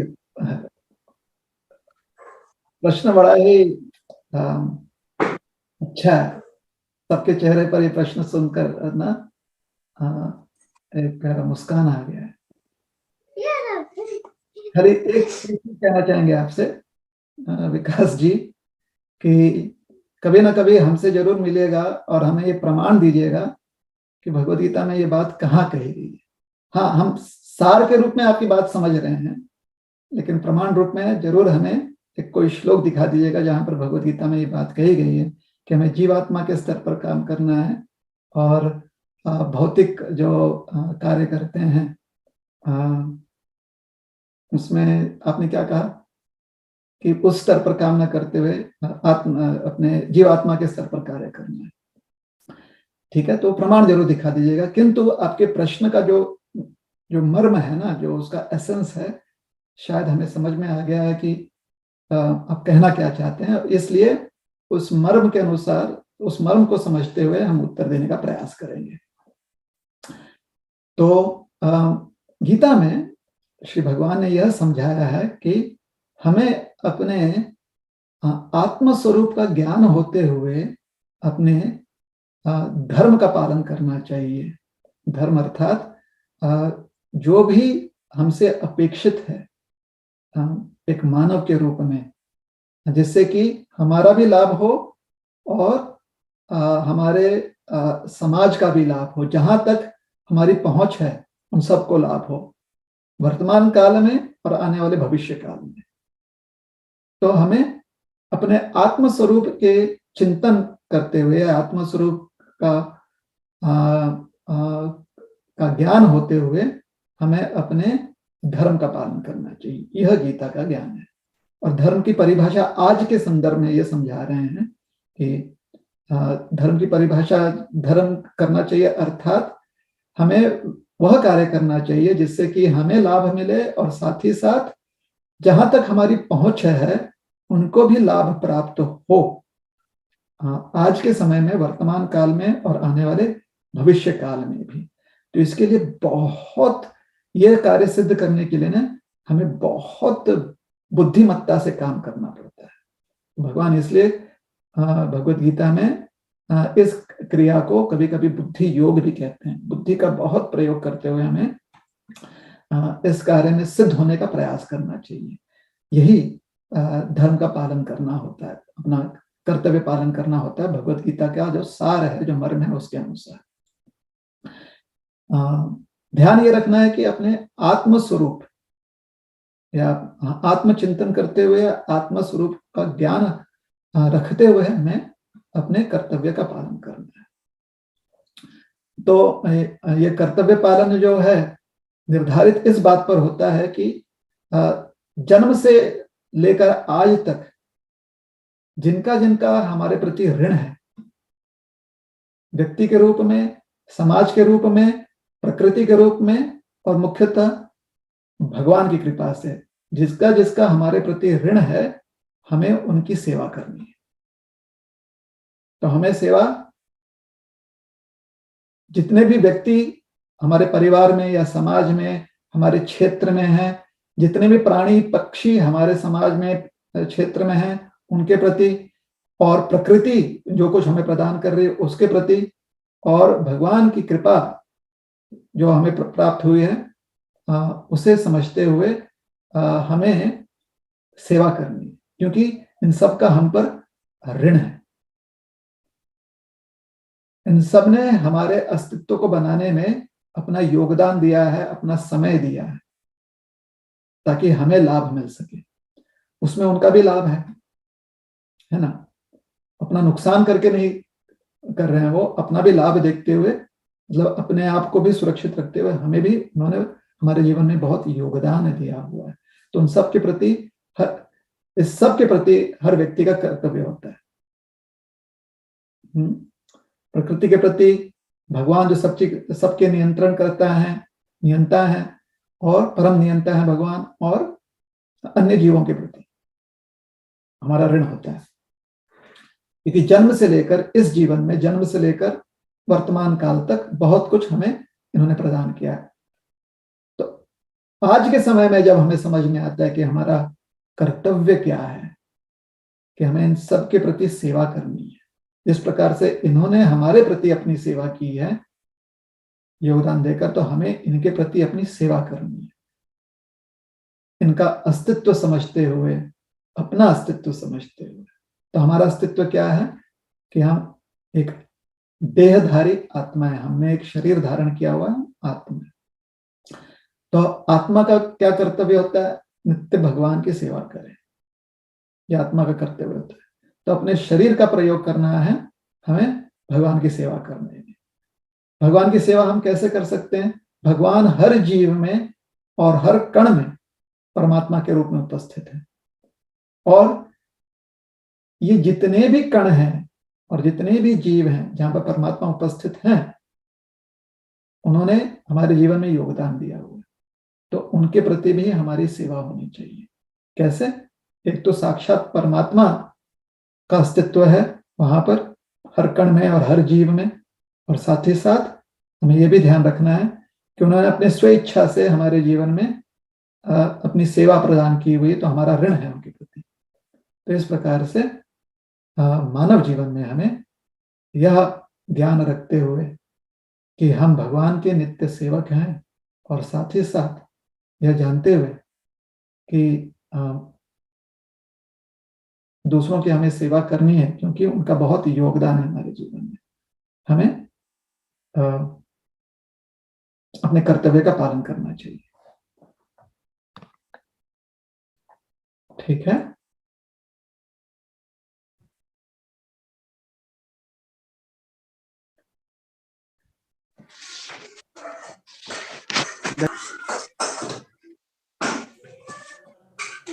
हरे कृष्णा। जो भी प्रश्न पूछना चाहते हैं अपना माइक ऑन कर, सॉरी अपना हैंड रेस कर सकते हैं। अगला प्रश्न यहाँ पे द्विजमणि गौर प्रभु, एक मिनट रुकना थोड़ा सा। अपने स्क्रीन पर दिख रहा है कि थोड़ा ये हो रहा है, स्क्रीन में लैग आ रहा है। यस प्रभु जी। तो आवाज ठीक से आ रही है कि नहीं आ रही है? हाँ, आवाज आ रही है प्रभु जी। आवाज ठीक से आ रही है, लेकिन वीडियो में थोड़ा सा लैग हो रहा है ना? यस प्रभु जी। ऑलराइट, अगर आवाज ठीक से ना आए तो हमें बता देना। जी प्रभु जी। अगला प्रश्न जेनीसी बेस के भक्तों का है, आप माइक ऑन करके प्रश्न पूछ सकते हैं।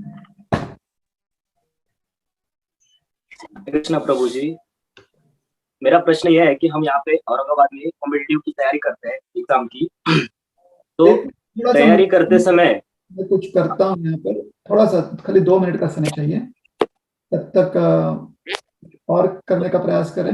मैं कुछ रिसोर्सेज अपना है ना, सिस्टम का रिसोर्सेज जो है ये करने का प्रयास करता हूँ।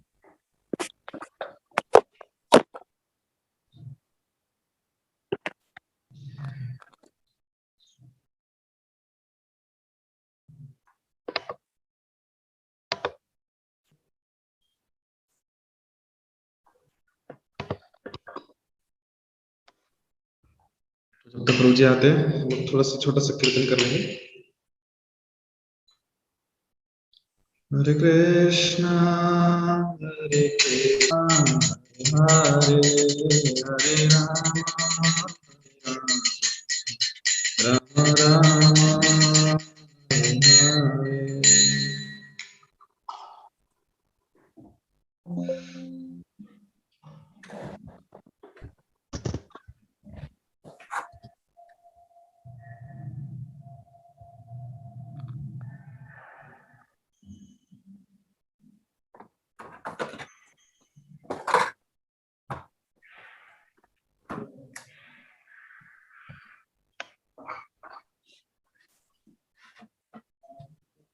हरे हरे कृष्णा।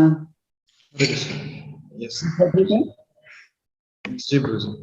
हाँ चलो, प्रश्न हाँ पूछ सकते हैं भाई, जेनित से बेस पूछा था ना। हरे कृष्ण प्रभु जी, हम यहाँ इलेक्ट्रिकल इंजीनियरिंग की तैयारी कर रहे हैं, कॉम्पिटिटिव इलेक्ट्रिकल की।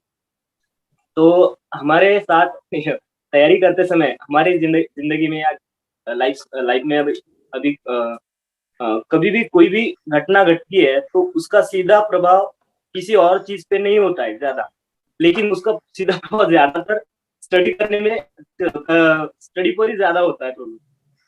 तो उसके लिए हम क्या कर सकते हैं प्रभु? उसको ओवरकम करने के लिए कुछ टिप्स दीजिए प्रभु जी। अपने लाइफ में प्रायोरिटी लिस्ट बनाना बहुत जरूरी है अपने जीवन में, कि किस चीज को कितना महत्व देना चाहिए। अगर आप एक विद्यार्थी हो और आप जैसे आप तो विद्यार्थी हो और आप प्रयास कर रहे हो कि आप अपने करियर में कुछ कर सको, तो ये इसलिए कर रहे हो क्योंकि वो आपकी इच्छा है, और साथ ही साथ आप जानते हो कि ऐसे करने से आगे चलकर आप अपनी मदद कर सकते हो, और बहुत सारे लोग जिनकी कुछ ना कुछ अपेक्षाएं हैं आपसे, वो सब जो हैं उन्हें भी लाभ मिलेगा। जिस दिन आप इस चीज को प्रायोरिटी दोगे या इसका महत्व समझ जाओगे आप कि कितना जरूरी है आपके लिए कि आपके करियर में आगे बढ़ने के लिए आज जो है विद्यार्थी के रूप में आप पूरा ध्यान यहाँ पर लगाएं, पूरा फोकस यहाँ पर लगाएं, तो फिर शायद, है ना, ऐसा संभव है कि आप अपना फोकस ढूंढ पाओ। कहीं पर भी फोकस होने के लिए जो लक्ष्य होता है, जो आपका गोल होता है, उसके बारे में बहुत क्लैरिटी होना चाहिए। अभी आप विद्यार्थी हो तो आपको क्लैरिटी होना चाहिए, आपको बहुत स्पष्टता होनी चाहिए आपके इस विचार धारणा में, आपके इस समझ में कि ये आपके लिए कितना महत्वपूर्ण है। क्या ये इतना महत्वपूर्ण है कि बाकी जितने भी और जो कुछ भी शायद आपका कर्तव्य हो, आपके ड्यूटीज हो, या आपके डिस्ट्रैक्शंस हो, विक्षेप हो आपके जीवन के जितने भी, और क्या ये इन सब से ज्यादा महत्वपूर्ण है आपके लिए, ये जो है ज्यादा प्रायोरिटी रखता है? ये आपको विचार करना है, ये हर व्यक्ति को विचार करना चाहिए। क्योंकि जिस दिन आपने निर्णय ले लिया कि ये आपका टॉप प्रायोरिटी है अभी, उस दिन साक्षात, जैसे हम लोग अपने सनातन संस्कृति में कहते हैं कि साक्षात यमराज जी भी आ जाए ना, तो शायद उनको भी अपना दृष्टिकोण बदलना पड़े। इसके लिए हमारे पास पौराणिक कथा आती है सत्यवान और सावित्री कि अगर फोकस आपका है और क्लैरिटी है कि क्यों फोकस है, मतलब बहुत स्पष्ट रूप से आप जानते हो कि आपका लक्ष्य प्राप्त करना आपके लिए कितना महत्वपूर्ण है, तो फिर आप पूरा प्रयास उस चीज में डालते ही हो, भले और कितने भी आपके लिए आवश्यक और भी कुछ कार्य हो, वो आवश्यक है, किंतु आप देखते हो कि वो आपका टॉप मोस्ट प्रायोरिटी नहीं है। तो आपको ये निर्णय लगाना है, ये और ये क्लैरिटी आपको लेकर आना अपने जीवन में। उसके लिए अगर आपको थोड़ा सा कहीं पर से कोई मार्गदर्शन चाहिए, कुछ आपको काउंसलिंग चाहिए, तो आप लीजिए, जितना जल्दी हो सके आप लीजिए, किंतु अपने आप में वो बदलाव लेकर आइए। काउंसलिंग या मार्गदर्शन तभी तक उसका लाभ है जब तक कि वो आपके जीवन में बदलाव लेकर आए। अगर आपके जीवन में बदलाव लेकर नहीं आ रहा है तो खाली एक, वो क्या कहते हैं, happy thought for the day बन के रह जाता है, या motivational thought for the day बन के रह जाता है, वो बस एक विचार के रूप में बन के रह जाता है, क्योंकि उससे बदलाव नहीं आ रहा है। तो विचार तभी तक जो है ना, ऐसे कुछ मोटिवेशनल चीजें तभी तक महत्व होता है उनका कि जब तक कि आपके जीवन में बदलाव है। अगर बदलाव नहीं आए तो खाली मन को थोड़ा सा सुकून दे रहा है, वो बस इतनी बात है। तो संक्षिप्त में उत्तर यही है कि क्लैरिटी ले आइए अपने जीवन में कि आपका प्रायोरिटी क्या है और क्यों है। आज के दिन, आज से 6 महीने बाद या 1 साल बाद या 4 साल बाद कोई और चीज आप प्रायोरिटी बना सकते हो, टॉप मोस्ट प्रायोरिटी जिसे कहते हैं। तो एक प्रायोरिटी लिस्ट बना लीजिए, एक कौन सी चीजें आपके जीवन में महत्वपूर्ण है, आवश्यक है, उसका लिस्ट बनाइए, और सबसे महत्वपूर्ण क्या है उसको सबसे पहले आप कीजिए। बाकी चीजें फिर अपने आप उसके अनुसार थोड़े बहुत एडजस्ट हो जाती हैं, है ना। वो हमेशा मोटिवेशनल सेमिनार में वो उदाहरण देते हैं ना कि एक ग्लास जार हो, उसके अंदर आप पहले आप बड़े पत्थर डाल दो तो पूरा ऊपर तक भर जाता है, एक भी और बड़ा पत्थर अंदर नहीं डाल सकते उस बाल्टी में, तो आपको लगता है अरे मेरा बाल्टी तो पूरा भर गया। तो ये आपके महत्वपूर्ण कार्य जो होते हैं वो ऐसे होने चाहिए, क्योंकि ये इस पे पूरा आपका ज्यादा दिमाग लगा हुआ है। बड़े बड़े जो आपके अभिलाषाएं हैं जीवन में, जो आप प्राप्त करना चाहते हैं आपके करियर के दृष्टिकोण से, तो ये बड़े पत्थर हो गए, उसको सबसे पहले अपने जीवन में भरिए। फिर छोटे छोटे पत्थर जो है ना आप ले आएंगे, जो भी आपके जीवन में महत्वपूर्ण है कि छोटे छोटे और भी चीजें हैं कि ये चीज भी करना है, वो भी चीज करना है, उसके लिए थोड़ा कहीं ना कहीं समय मिल जाए। कैसे? उसी बाल्टी में जब छोटे पत्थर डाल देंगे तो बड़े पत्थरों के बीच में जो थोड़ा बहुत गैप है ना, जो थोड़ा बहुत जगह है, उसमें से घुसकर वो कहीं ना कहीं एडजस्ट हो जाएगा, फिट हो जाएगा। फिर उसके अंदर आप रेती भी डाल सकते हैं, जो और चीजें हैं जो कम प्रायोरिटी है लेकिन आपके लिए जरूरी है, तो रेत, सैंड भी उसके अंदर फिर कहीं ना कहीं जगह ढूंढ लेगा, और उसके बाद फिर पानी भी उसके अंदर कहीं ना कहीं जगह ढूंढ लेगा। उसके बाद में इन पहले अगर आप पानी डाल देंगे ना अपने जीवन में, जो सबसे कम प्रायोरिटी वाला चीज है आपके जीवन में आज के समय में, आप जानते नहीं कि कम प्रायोरिटी वाला, लेकिन उसको अगर आप अपने जीवन में अपने पहले जगह दे दिया तो फिर बड़े चीज के लिए आपके पास जगह नहीं रहता, क्योंकि जैसे बड़ा पत्थर आप पानी में डालते हैं तो पानी बाहर निकल जाता है। तो वो चीज जिसको आपने अपने जीवन में भरा था उसका कोई लाभ नहीं होता, क्योंकि वो पानी क्या होता है, डिस्प्लेस हो जाता है पानी बकेट से बाहर, और जितने ज्यादा बड़ा पत्थर डालेंगे उतने ज्यादा पानी आपका निकलते जाएगा। तो यहाँ पर क्लैश होने लगता है, यहाँ पर आपके जीवन में समस्या आने लगती है, और फिर आप जो हैं आपके मन में ऐसे प्रश्न आने लगते हैं कि क्या करें।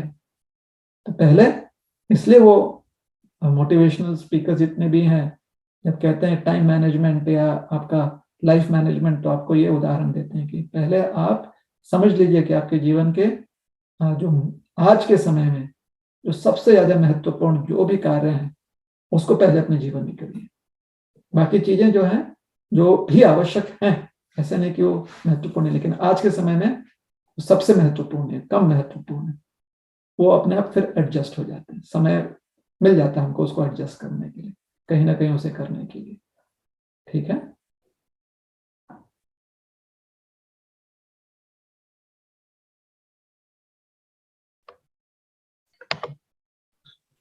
Yes, Prabhuji. Thank you, Prabhuji. Thank you so much, Prabhuji.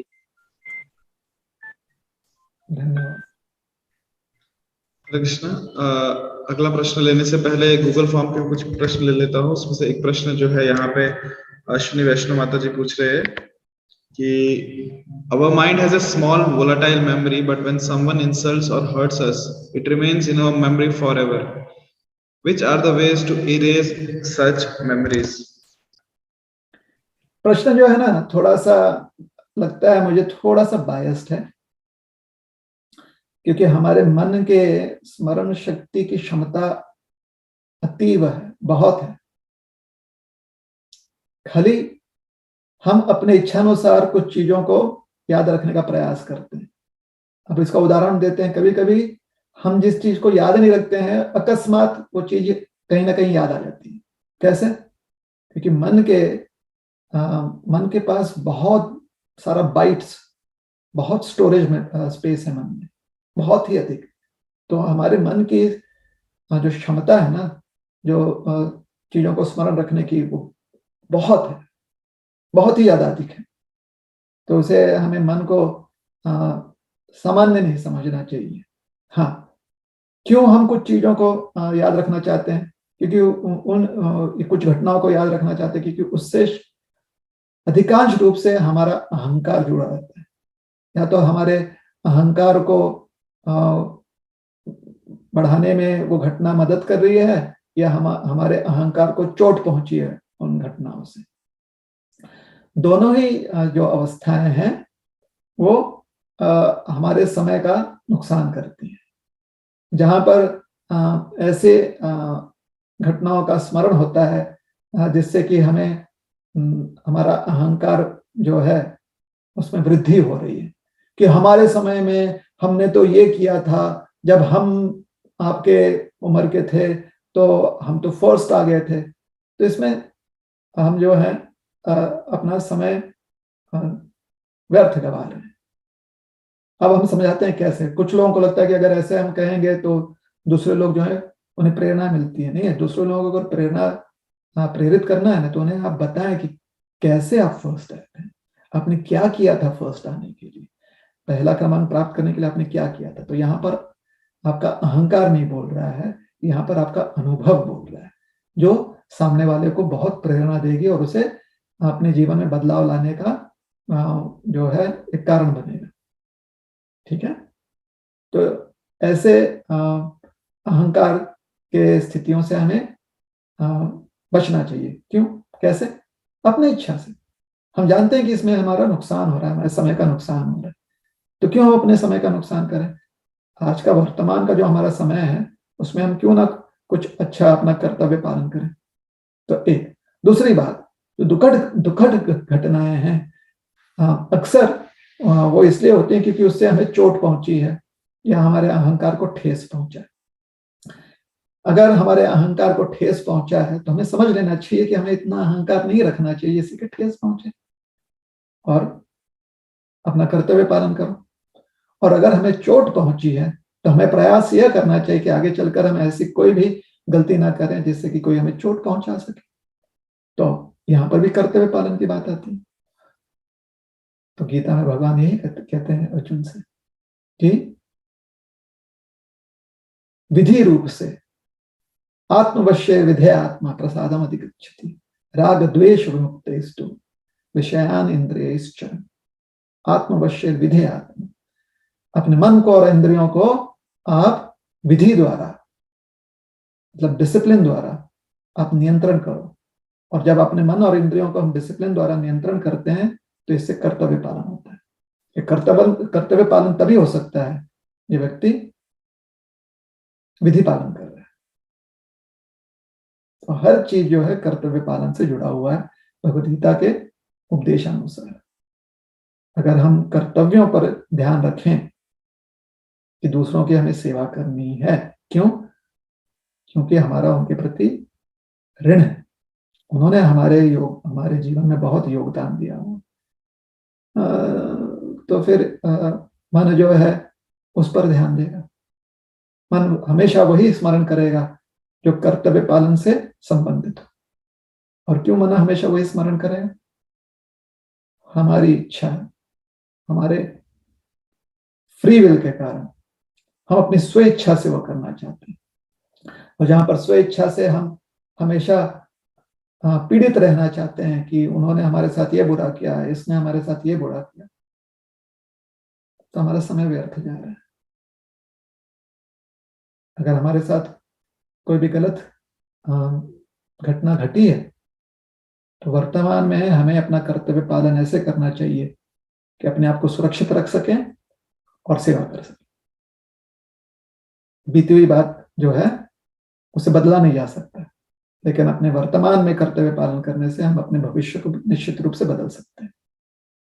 ये हम पर निर्भर करता है, हमारे फ्री विल पर निर्भर करता है, हमारे आत्मशक्ति पर, हमारे सेल्फ कॉन्फिडेंस पर निर्भर करता है। तो अपने आप को इतना स्वावलंबी बनाना चाहिए हमें ज्ञान के माध्यम से और परिश्रम करते हुए कि हमेशा हमारा ध्यान जो है, मन जो है कर्तव्य पालन पर लगा रहे। और अपने आप को सुरक्षित हमें रखना चाहिए क्योंकि तभी हम अच्छे से कर्तव्य पालन कर सकते हैं। ठीक है, हरे कृष्ण। हरे कृष्ण। धन्यवाद प्रभु जी। अगला प्रश्न चैट में आया है सुदर्शन बेहरा जी का। प्रभु जी पूछ रहे हैं कि सेल्फ कॉन्फिडेंस कैसे लाएं, क्योंकि जब भी कुछ काम नया शुरू करते हैं तो काम करने से पहले ही मन हिम्मत हार जाता है कि होगा कि नहीं होगा। इसके लिए अपने आप में ना जो आत्मविश्वास है, सेल्फ कॉन्फिडेंस लाने के लिए बहुत आवश्यक है आध्यात्मिक ज्ञान का होना, जिसे हम आध्यात्मिक ज्ञान कहते हैं, जिसे हम स्पिरिचुअल नॉलेज कहते हैं। क्यों? क्योंकि स्पिरिचुअल साइंस, स्पिरिचुअल नॉलेज ही वो एक क्षेत्र है ज्ञान का, एक ज्ञान की एक श्रेणी है कह सकते हैं, या एक बॉडी ऑफ नॉलेज है जो हमें समझाता है कि हमारा अस्तित्व क्या है और हम किन परिस्थितियों में। तो इसलिए सबसे पहले यह आवश्यक है कि आध्यात्मिक ज्ञान प्राप्त करें और योग्य रूप से प्राप्त करें। आध्यात्मिक ज्ञान का मतलब सिर्फ रिचुअल्स नहीं होता है। ज्ञान का अर्थ होता है समझ, बुद्धि, जिससे कि और सुदृढ़ हो जाए। इंटेलिजेंस बिकम्स फाइन ट्यून्ड, उसे कहते हैं स्पिरिचुअल नॉलेज, स्पिरिचुअल साइंस। तो आध्यात्मिक ज्ञान होना बहुत आवश्यक है। अब जब हम आध्यात्मिक ज्ञान प्राप्त करते हैं तो हमें समझ में आता है कि कर्तव्य क्या होता है। कर्तव्य वो होता है जहां पर हमें सेवा करनी है। सेवा करने के लिए किन किन चीजों की आवश्यकता पड़ेगी? तो यहाँ पर हमें सामग्री की आवश्यकता पड़ती है। तो पहले हमारा संबंध जानना बहुत जरूरी है, उसके बाद अभिधेय, सेवा करने के लिए किन चीजों की आवश्यकता पड़ेगी और इन चीजों का प्रयोग करके हमें क्या प्राप्त करना है, तो हमारा लक्ष्य होता है, उसे कहते हैं प्रयोजन। तो ये संबंध, अभिधेय और प्रयोजन, ये खाली एक 3 स्टेप्स हमारे जो सिद्धि प्रणाली है उसमें समझाया गया कि कैसे व्यक्ति यशस्वी हो सकता है अपने प्रयास में। संबंध, अभिधेय और प्रयोजन। संबंध का अर्थ होता है कनेक्शन देखना, ये समझ जाना कि हमारी अवस्था क्या है, हम कौन हैं और कहाँ हमें जाना है किन चीजों के सहारे जाना है, तो इसे कहते हैं संबंध। उसके बाद अभिधेय, जिन चीजों की आवश्यकता पड़ेगी, जो भी प्रोसेसेस की आवश्यकता पड़ेगी, जो भी प्रक्रिया की या सामग्री की आवश्यकता पड़ेगी, रिसोर्सेस की आवश्यकता पड़ेगी, उसे इकट्ठा करना, उसके बारे में क्लैरिटी होना, उसके बारे में उसका एक स्पष्ट उसका दर्शन स्पष्ट होना,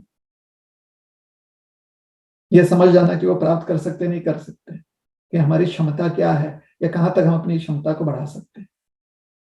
तो जितनी आवश्यकता है उतना ही एक्सपेक्टेशन रखना, उससे ज्यादा नहीं। अनअचीवेबल एक्सपेक्टेशंस नहीं रख सकते, है ना। मछली की तरह पानी में नहीं तैर सकते, क्योंकि मछली जो है बिना ऑक्सीजन टैंक के पानी में तैरता है, लेकिन ऑक्सीजन टैंक को लेते हुए हम मछली की तरह पानी में तैर सकते हैं। तो ये जानना कि हमारी क्षमता क्या है, तो उसके लिए फिर हमें ऑक्सीजन टैंक निर्माण करना बहुत आवश्यक है, तब हम तैर सकते हैं, जब तक कि हमारे पास ऑक्सीजन टैंक्स हो, हम श्वास ले सकें पानी के भीतर। तो यह स्पष्टता बहुत आवश्यक है।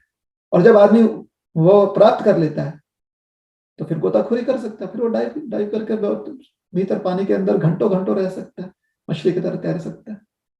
तो उसका प्रयोजन उसे प्राप्त हो गया, जो प्रयोजन था वो उसे मिल गया, है ना, उसका लक्ष्य मिल गया। तो सेल्फ कॉन्फिडेंस जो है, आत्मविश्वास जो है, आध्यात्मिक ज्ञान के माध्यम से बहुत आसानी से प्राप्त हो जाता है, क्योंकि यहाँ पर हमें संबंध, अभिधेय और प्रयोजन समझाया जाता है, ये प्रणाली समझाई जाती है। संबंध मतलब हमारा कनेक्शन देखना, हमारा अस्तित्व क्या है और किन किन चीजों से जुड़ा हुआ है। उस संदर्भ में हमें यह भी समझ में आता है कि हमारी क्षमताएं क्या हैं या कहां तक हम अपनी क्षमता बढ़ा सकते हैं। बहुत प्रयास कर जहां तक हो सके उच्चतम कोटि तक, मतलब ऊपर तक हम अपने आप को सक्षम बनाए, जहां तक हम पहुंच सके, हाईएस्ट पीक तक, वो प्रयास करना। तो ये संबंध हो गया। अब उसके लिए आवश्यक क्या है, क्या क्या प्रक्रिया, क्या क्या प्रोसेसेस लगेंगी, उसका एक स्पष्ट दर्शन होना, उसका क्लैरिटी होना बहुत आवश्यक है। और उसके लिए जो जो रिसोर्सेस लगेंगे, जो जो सामग्री लगेगी, वो सब इकट्ठा करना। और फिर जब उसका प्रयोग करते हैं तो फिर देखें आपको लक्ष्य प्राप्त हो जाता है, आपका आत्मविश्वास बना रहेगा। ठीक है,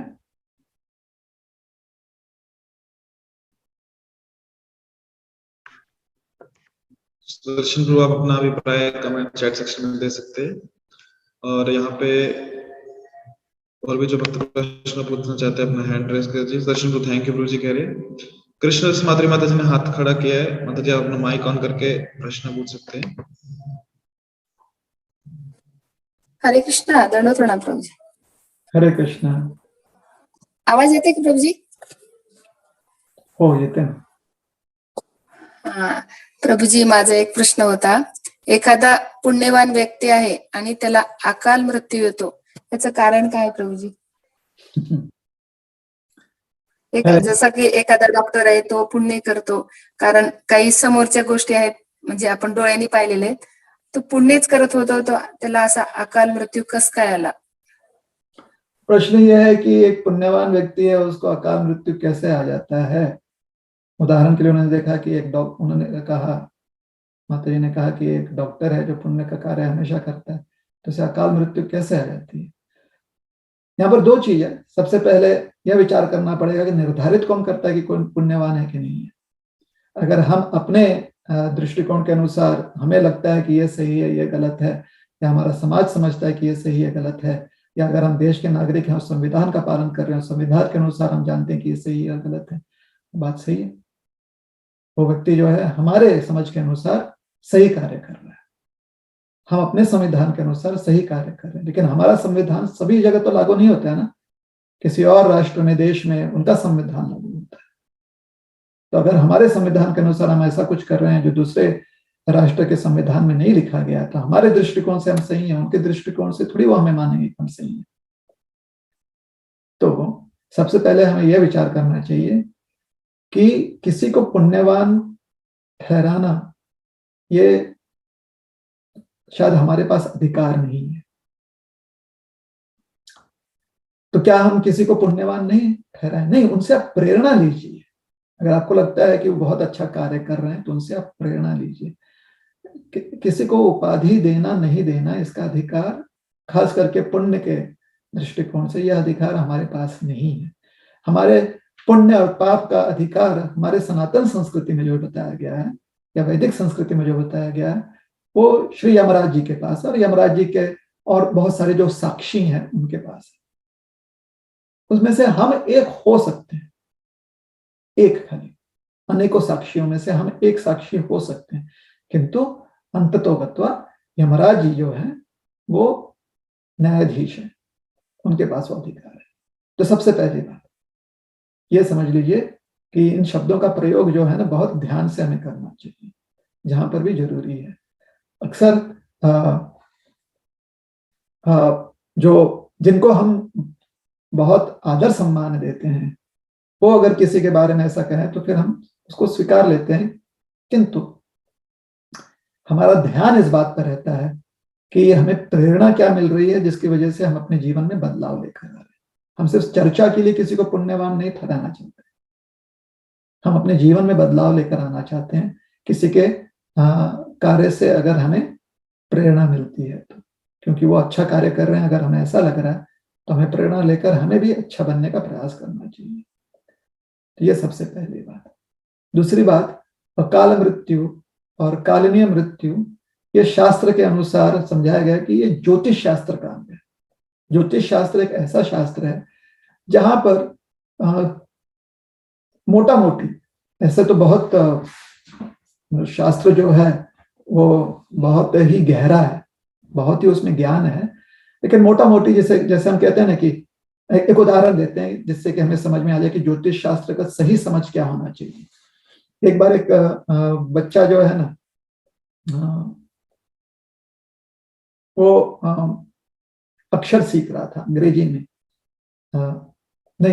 वो अपने क्षमा कीजिएगा 8वीं का बच्चा था और उसकी सिर्फ एक माँ थी, माँ बहुत गरीब थी, 8वीं कक्षा का बच्चा था। तो उनकी माँ ने सोचा कि मेरा बच्चा जो है, मैं गरीब भले ही हूँ लेकिन ये पढ़ लिख कर आगे जो है अच्छा इसने काम करना चाहिए, नौकरी करनी चाहिए, जॉब करना चाहिए। तो उन्होंने एक मैथ के टीचर को लगा दिया जो कि मास्टर्स किए हुए थे मैथमेटिक्स में, मतलब बहुत पढ़े लिखे थे। उनको कहा कि आप आकर ट्यूशन दीजिए और पैसा देती थी। गरीब माँ थी, पढ़ी लिखी ज्यादा नहीं थी, पहली दूसरी कक्षा तक ही खाली पढ़ी थी।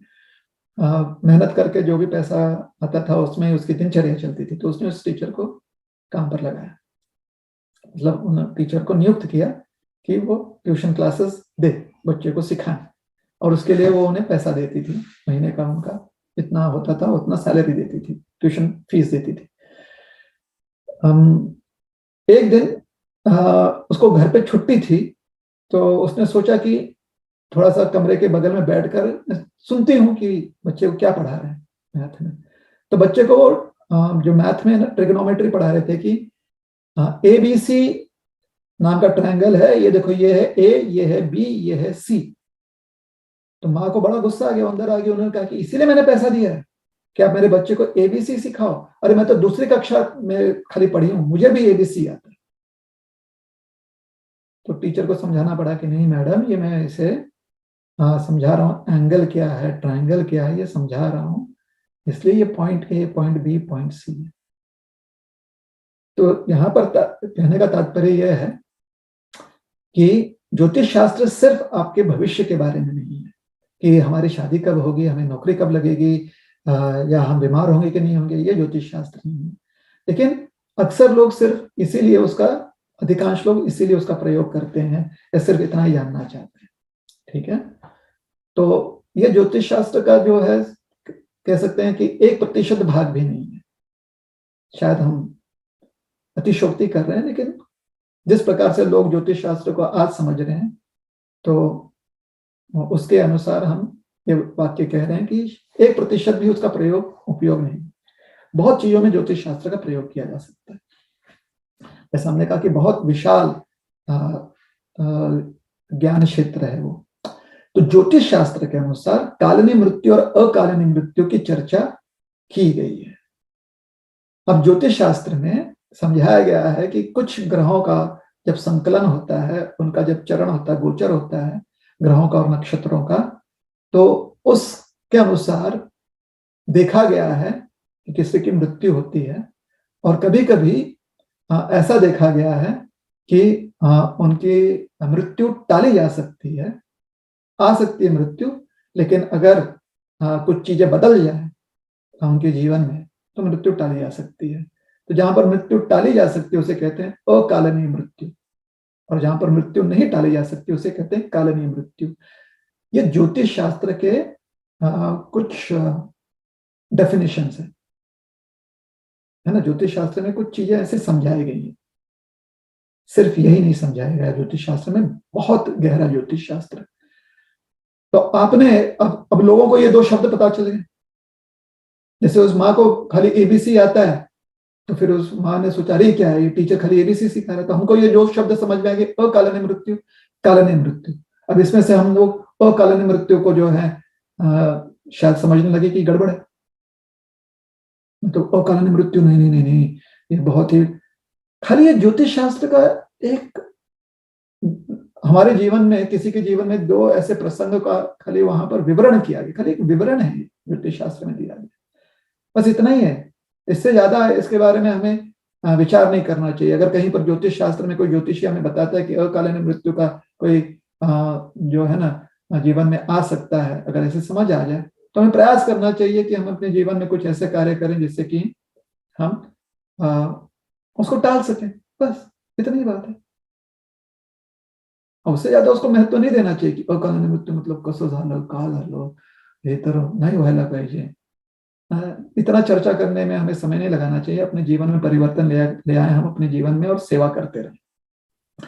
अब बात आ गई कि जिसको हम मानते हैं कि बहुत अच्छा व्यक्ति है या अच्छा कार्य कर रहा है, उसके जीवन में अकालीन मृत्यु कैसे आ सकती है। अब यहाँ पर यही बात आ गई कि अकालीन मृत्यु को हम कुछ समझ रहे हैं कि वो सिर्फ गलत लोगों को होती है, ऐसी बात नहीं है। मृत्यु के ये दो स्वरूप बताए गए हैं ज्योतिष शास्त्र के अनुसार, है ना। जैसे कि एक रास्ता, कहीं पर हमें पहुंचना है, सोचिए हमें मुंबई से पुणे पहुंचना है, तो मुंबई से पुणे या तो हम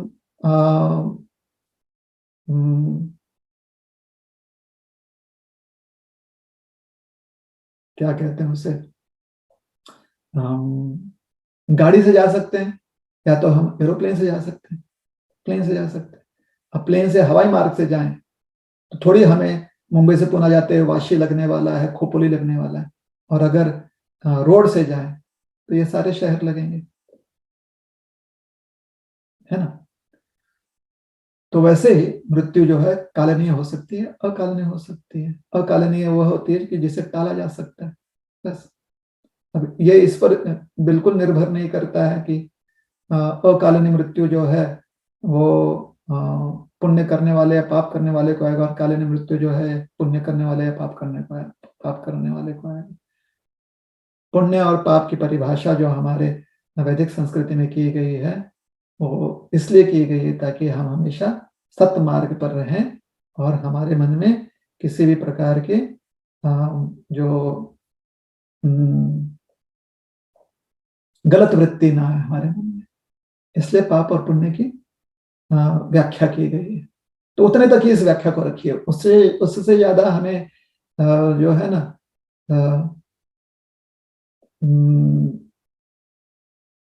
अनावश्यक ज्ञानी नहीं बनना चाहिए उससे अधिक, क्योंकि ये कहना कि किसी का अकालनीय मृत्यु क्यों हो सकता है, ऐसा ज्ञानी बनने का हमें प्रयास नहीं करना चाहिए, क्योंकि उसमें कोई लाभ नहीं है। तो बस खाली इतना ही करना चाहिए हमें कि कालनीय मृत्यु और अकालनीय मृत्यु जो है ये दो प्रकार से मृत्यु हो सकती है।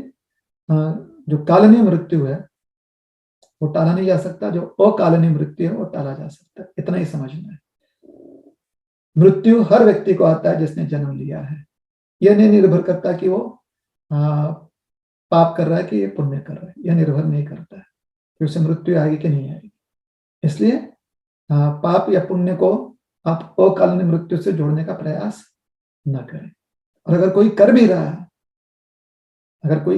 है, तो यही समझना चाहिए कि अनावश्यक प्रयास कर रहा है वो व्यक्ति ऐसा करने का।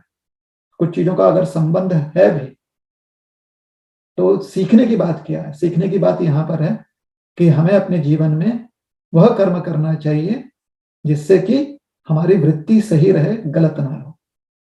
यह सीखने की बात है, पहली बात। तो जहां पर वृत्ति सही रहती है, जहां पर हमारा एटीट्यूड सही रहता है, उसको हमने पुण्य नाम दिया हुआ है।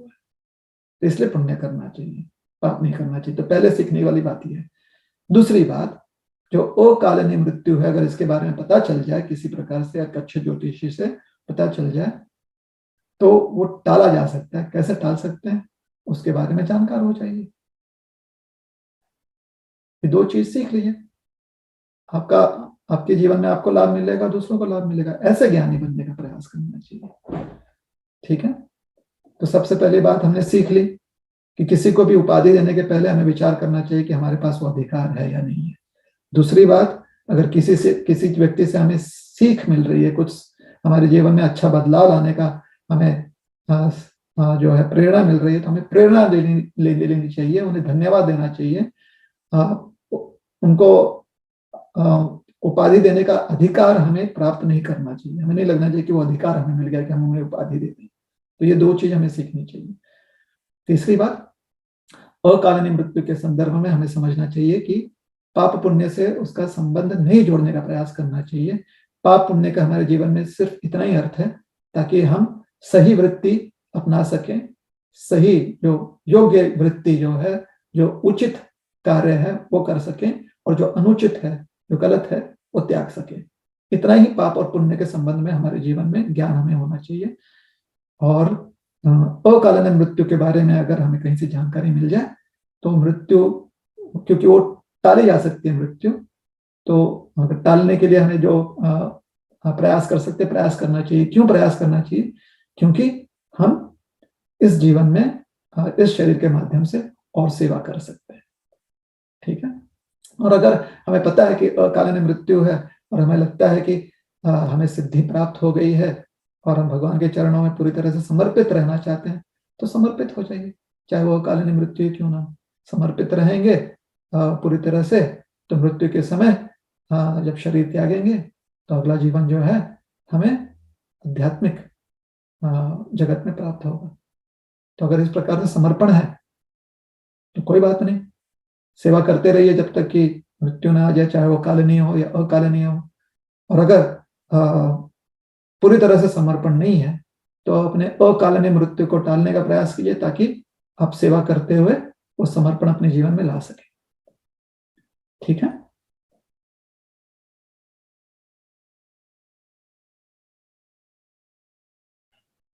हरे कृष्ण माता जी, आप अपना माइक ऑन कर सकते हैं। हरे कृष्णा दंडवत। हाँ, हरे कृष्णा दंडवत। थैंक यू प्रभु जी। हरे कृष्ण, धन्यवाद। हरे कृष्णा। एक आखिरी प्रश्न यहाँ पे लेते हैं। सुदर्शन प्रभु चैट में पूछ रहे हैं कि, मैं प्रश्न पढ़ता हूँ उनका।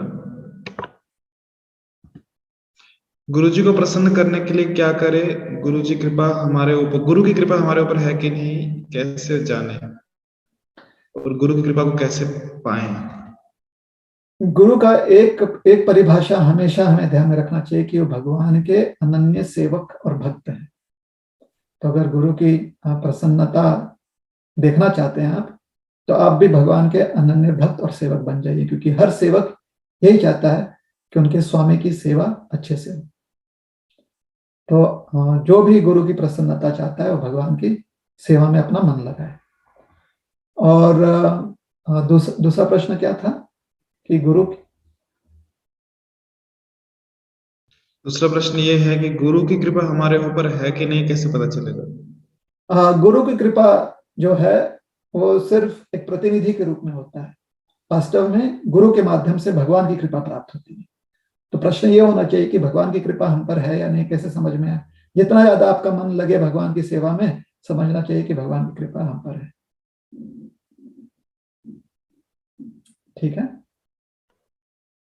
और अगला प्रश्न है कि गुरु कृपा को कैसे पाए हो गए और गुरु को कैसे अपने how to find your Guru.